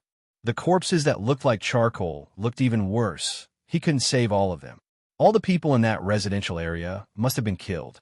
He stood in the ashes of the nuclear bombs while holding the iron broadsword and under the seemingly beautiful starry sky, pondering something with his head lowered. The cries could be vaguely heard in the deep end of the underground. He lifted his head and looked at the 3 battleships in the night sky, his face devoid of any emotion. If you don't die tonight because of your stupidity, come with me. He still remembered what the middle-aged man said before he left. Okay, I'm coming. He said this in his mind before he leaped up into the night sky. No mushroom cloud was left here, and the starlight was exceptionally bright. His mottled and deformed face and the iron broadsword were illuminated. The light of the broadsword illuminated the ocean of trees on the surface of this planet, looking like the Buddha light. The iron broadsword pierced into the bottom of a battleship. Chao Yuan walked forward while holding the hilt of the broadsword with his head lowered. The iron broadsword pressed forward with an indomitable will. He had become a Buddha as soon as he picked up the iron broadsword. Instead of shouting angrily, the thunder boomed in the night sky. Countless metal pieces shot out in all directions in the space, along with a loud cracking sound. A terrifying crack appeared on the surface of the battleship, growing longer and longer until the battleship was pierced through from head to tail. Just like that, the warship was cut in half.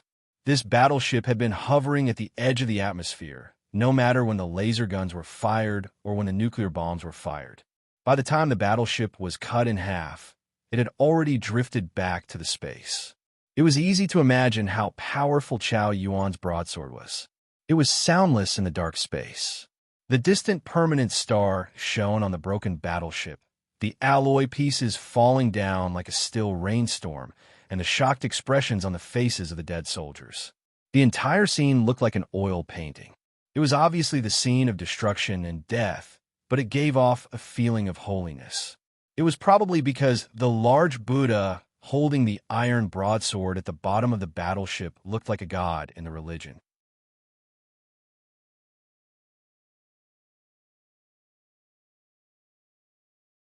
Chapter 8:21. The light of the permanent star moved slowly among the alloy shards and the corpses of the soldiers. The space was like a quiet graveyard.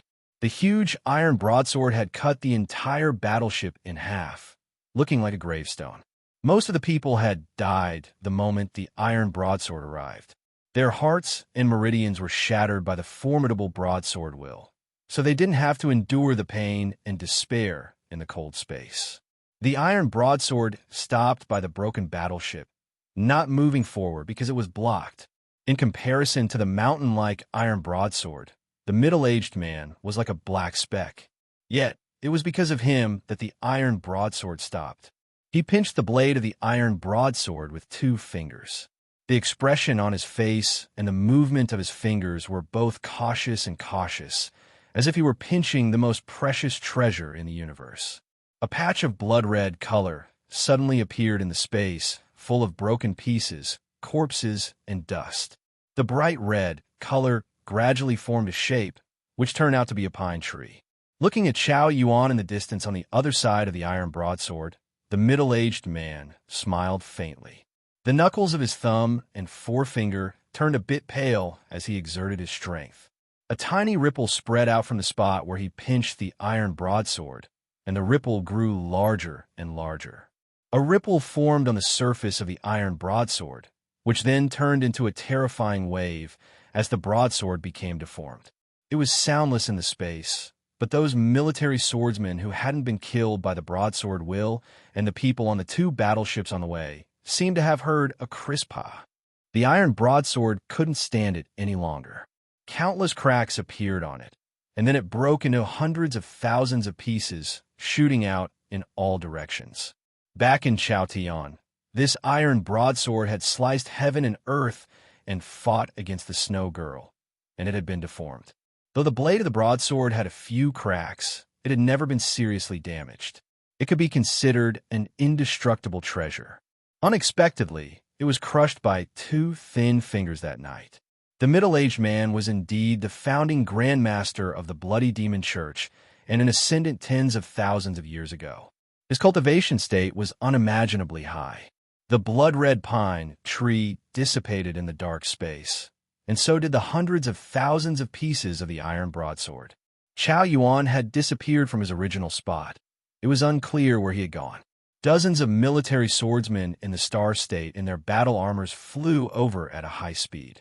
The other 2 battleships were also on their way after evading the hail of bullets transformed from the iron broadsword. The middle-aged man raised his eyebrows slightly and waved two of his fingers. Dozens of battle armor engines were activated at full speed, turning into streams of light as they flew toward the planet of Base 2. The two battleships had also sent thousands of surveillance spacecrafts and more than 300 spacecrafts to various parts of the galaxy. The military displayed extremely high mobility and began the pursuit in the shortest time possible. Chao Yuan was wounded so severely, and he wielded the broadsword at the expense of Zhen Yuan. Would he be able to escape tonight? The middle-aged man returned to the other warship and stood in front of the window, looking forward into the second base, his face expressionless. Dozens of combat armors and the base's spaceships created countless colorful lines on the dark side of the planet. Time passed slowly, but they didn't find any trace of Chao Yuan. Shortly after, the spaceships that were heading to other parts of the galaxy also sent back news that they had not found anything. The middle-aged man returned to his seat. There was a glass of water on the table. His arm rested on the armrest, and his fingers hung naturally above the table. There were two thin cracks on his thumb and index finger. The two cracks were indeed very thin. Even with a microscope, it was difficult to see them, but the feeling was so real pain. He had used these two fingers to pinch Chao Yuan's iron broadsword, and it turned out that his fairy body couldn't repair itself because it was injured by the broadsword wills. These small cracks were truly annoying, and he felt very annoyed at the moment. He had employed the great bloody magic to kill those monsters of the sea of dark matter and the people in the living quarters on purpose. He had thought that the broadsword man, named Chao Yuan, would feel sentimental and even shed some tears when he saw the corpses of his partners on the mining spaceship. Unexpectedly, he raised his broadsword in a wooden manner without thinking of anything.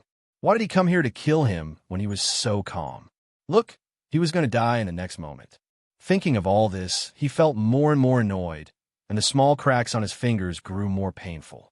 All of a sudden, he dipped two of his fingers into the glass of water. As he did this, a few bright and thin glows appeared on the lenses of the middle-aged man's glasses. They were the thin, broadsword lights coming out from the water, looking like threads.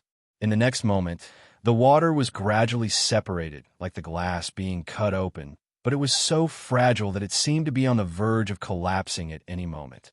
The broadsword while breaking the water? The middle-aged man arched his eyebrows. Crack! The glass broke open after a few cracks appeared on it, and the water mixed with a faint blood color splashed all over the table. A young officer walked out from a dark corner of the room and said expressionlessly, "General Chi Song, please pay attention to the time." As he spoke, the young officer started wiping the water on the table. It was unclear where his cloth was, but the table was soon cleaned up. The middle-aged man said, "The Enhai Nebula is not far away. Let's wait for 3 more hours." 3 hours later, the standard time of the Federation, nobody had found the trace of the bloody Buddha. The middle-aged man walked to the window and looked at the permanent star in the distance. "Let's go," he said while arching his eyebrows in boredom. The two battleships left the number 2 forward base and headed toward the Enhai Nebula, ready to receive the Scorching Sun battleship from the Stargate base. As for whether the nuclear bombs would explode and countless people would die during the welcoming ceremony, nobody except the middle-aged man knew. The tall green trees swayed restlessly in the wind, occupying this planet like the ocean. The craters on the surface of the planet were so obvious that they could be seen even in the space. In fact, it was all thanks to the permanent star in the distance. If they were too close to the permanent star, they wouldn't be able to see anything like the farthest planet. According to the investigation conducted by the Science Academy of the Federation, this planet had abundant mineral reserves. The problem was that it was too close to the permanent star and extremely hot. Even the spaceships of the latest model couldn't get close to that area, not to mention land on the surface of the planet. The Federation had merely dropped a few bombs on the planet to observe it from a distance. The side of the planet facing the permanent star was unimaginably bright and unimaginably hot. The rocks seemed to have liquefied. There were no high mountains or low lands, and no signs of life could be found there. Some bubbles suddenly appeared in the half-liquefied rocks in an inconspicuous place, and then they never appeared again, as if what had just happened was just an illusion. The lava was flowing slowly, forming a shape that was similar to the stone Buddha statues that had been eroded by the wind for tens of thousands of years. The Scorching Sun battleship was moving forward slowly in the dark space. It was only a feeling that it was moving slowly. There was no point of reference in the vast space. Everything seemed to be still, including those permanent stars. Lying in the chair, Jingjio looked at the seemingly eternal sea of stars outside the window. He suddenly felt like drinking a cup of scented tea and was about to ask Zhong Lizi to make tea for him. He remembered that she had a special status at the moment, so she spent most of her time studying those divine scripts with Jiang Yuxia and Hua Shi. She was not in the room. A young officer walked out from a dark corner of the room. "What do you need?" he asked politely and emotionlessly. The moment he came to this room on the battleship, Jingjio had found him and found him quite interesting. The young officer had no sense of existence like Jingjio. Nobody noticed him when he stood in a dark corner. Seeing the pale face and symmetrical features of the young man, Jingjio suddenly didn't feel like drinking tea anymore. "Are you a cyborg?" he asked. "Yes," the young officer replied expressionlessly. Jingjio scanned the young man from head to toe with his gaze. He didn't say anything, but waved his hand to signal for him to go back. The young officer walked to a dark corner and turned back into a statue. Jingjio pulled back his gaze and thought of Jian Shilai, who looked like a stone statue. Jian Shilai had a very high talent in sword work. Even Jingjio admired him. Unfortunately, Jian Shilai had lost one of his arms back then, so his sword wills couldn't be merged perfectly. The Ascended Ferryman could have another arm, but it will be troublesome if it was not an original fairy body. It was thought that Jian Shilai wouldn't choose this option. Well, it would be better to install a mechanical arm on him. If he could get a laser cannon with a higher power, he wouldn't even need a flying sword. If the generator of the gravitational field could be made into super particles, it would be even more powerful. As Jingjio was thinking of all this, he suddenly heard the alarm, knowing that he was about to pass through the distorted hole again. A thin metal membrane appeared on the large French window, blocking the view of the sea of stars ahead.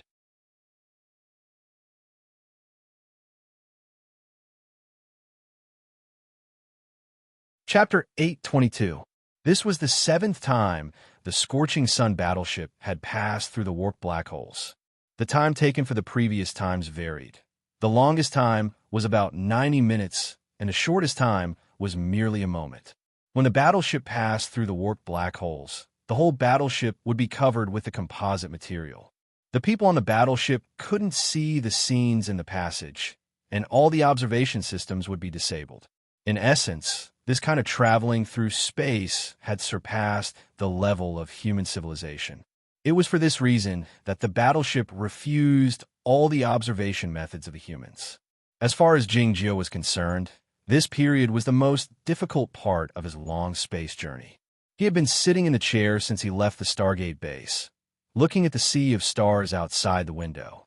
Though he had a more important reason to pursue longevity, it was also meaningful to see more and different sceneries. There was no sceneries to see, and he didn't feel like doing mathematical problems in the last few days. What should he do then? The boring time would often act as a driving force to make him less lazy for the time being. He had finally walked out of the room.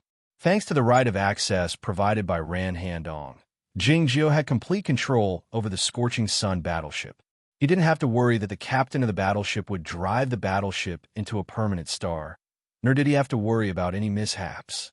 He could walk freely on the battleship without being seen or recorded.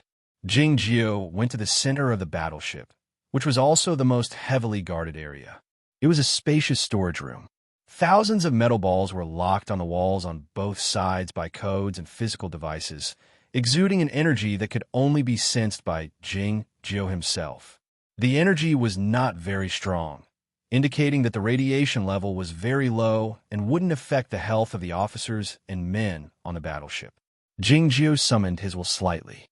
The physical devices locking thousands of metal balls were activated, rising slowly from the platform along with the sounds of machinery and electric currents. Jingjio waved his hand. Thousands of sword lights shot out from his fingers and arrived in front of the metal balls, cutting them. "What are you doing?" Ran Handong's shocked and uneasy voice burst out behind him. Jingjio spun around and found she was holding a laser gun in her right hand. Ran Handong approached him slowly, saying cautiously and nervously, "Stop it right now. Otherwise," it was until now that she still didn't understand why her aunt suggested that she listen to Jingjio's command, and she didn't understand why her father would give such a high right of access to Jingjio. The more she thought about it, the more restless she felt. She had been paying close attention to all the systems of the Scorching Sun battleship. She was the cloud ghost of the highest level in the Federation of the Milky Way. Even Jingjio had not noticed her, not to mention the battleships. A few days ago, she hadn't discovered anything and was relaxing. Just now, she suddenly discovered that someone had used their authority to enter the core area. She guessed that it was Jingjio, so she rushed over and saw such a terrifying scene. Jingjio looked at her in silence. Looking at the metal balls on the platform and the glowing sparks, Ran Handong grew increasingly nervous. Her legs felt a bit weak. "Do you know what you're doing?" she asked in a hoarse voice. Jingjio uttered, "My ass." Ran Handong couldn't control her emotions any longer, yelling, "These are the most powerful nuclear bombs. One of them can destroy a city." The Scorching Sun battleship was equipped with thousands of new nuclear bombs. If all of them exploded, it was not a matter of who would survive the explosion, but whether the remnants of the battleship would be left behind. Jingjio noticed that she was mentally unstable. To avoid trouble, he summoned his will slightly and shot her a deep glance. As their gazes met, Ran Handong suddenly felt his eyes were exceedingly gentle. She couldn't control her body any longer and sat down on the ground with her legs weak. "Don't do anything reckless," she exclaimed in a sobbing tone before she lost control of her body. Jingjio didn't heed her. He reached out his hand to retrieve thousands of sword lights and walked to the front of a nuclear bomb. After making sure that the lines carved on the bomb were accurate, he nodded satisfactorily. He used the authority to move the nuclear bombs back to their original positions and then locked them. Jingjio came before Ran Handong and dragged her up by the collar, heading toward the outside of the storage room. Ran Handong tried to struggle free, but it was futile. Jingjio said, "Look, it's fine, so don't cause any more trouble. Otherwise, I'll kill you." Wondering what was going on, Ran Handong murmured, "What have you done to those nuclear bombs?" "I wrote the amulet," replied Jingjio. Ran Handong felt even more bewildered, asking, "What is that?" "Don't ask if you don't know," said Jingjio. "Just watch." They had to pass through many places to return to the front of the battleship from the storage room in the central area. Many people had seen Jingjio carrying Ran Handong. The captain of the battleship, the main preacher, and Hua, she were all startled. Zhong Lizi and Jiang Yusha felt a bit jealous, in addition to feeling surprised. The Scorching Sun battleship passed through the warped black holes and entered the center of the Inhai Nebula. The metal membrane and the composite material plates were opened swiftly, letting in the starlight. Ran Handong was placed on the ground. Thinking of the earlier scene, she was still extremely nervous.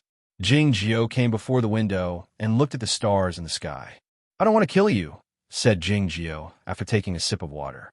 Hearing this, Ran Handong felt a strong sense of fear.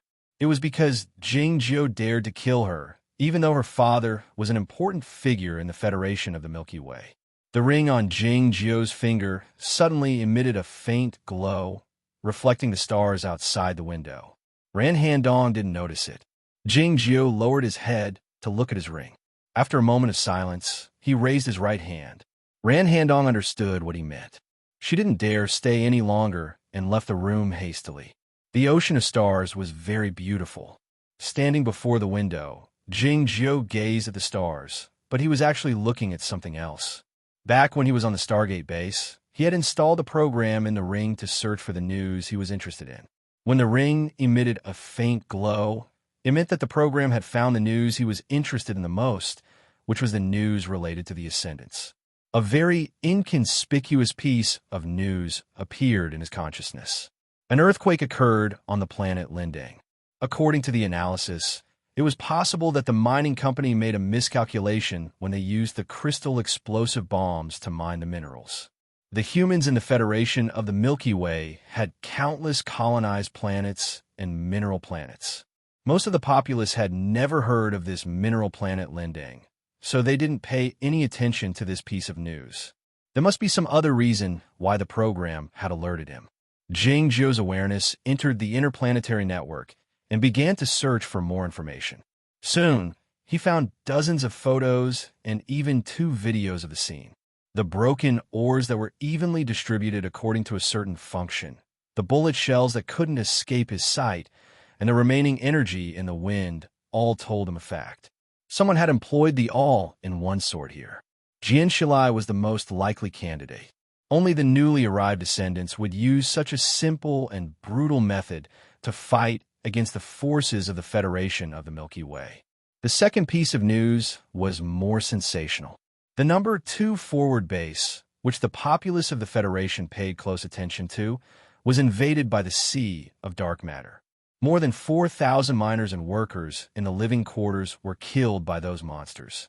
The 4th Fleet was dispatched quickly and launched 10 high-speed nuclear bombs of high yield, successfully sealing off the passage through which the dark matter leaked out. However, they paid the price of 1 battleship and the lives of more than 3,000 brave soldiers.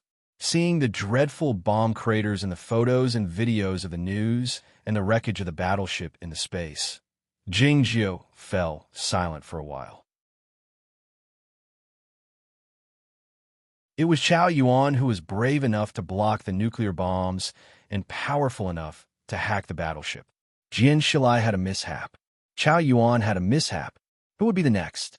Jingjiu felt that he had forgotten something. It took him a while to remember that he had forgotten the immortal Tan. Yet, according to the style of the old Tan, nobody would be able to find him. As such, it would be himself. Standing before the floor-to-ceiling window, Jingjiu looked at the sea of stars outside the window in silence. It was rare for him to feel a sense of expectation after so many years. Non-high energy warning ahead. I have to go to Shanghai for a meeting, pick up my precious niece, prepare for the New Year's Day, and return to my hometown in Chongqing. I've been traveling a lot these days, so I won't be able to write much these days, and it will be a bit rough. I strongly suggest that you read it on the 16th. You're tuning in to the Warrior Lore YouTube channel. Don't forget to subscribe and join us on this journey to catch the most captivating stories.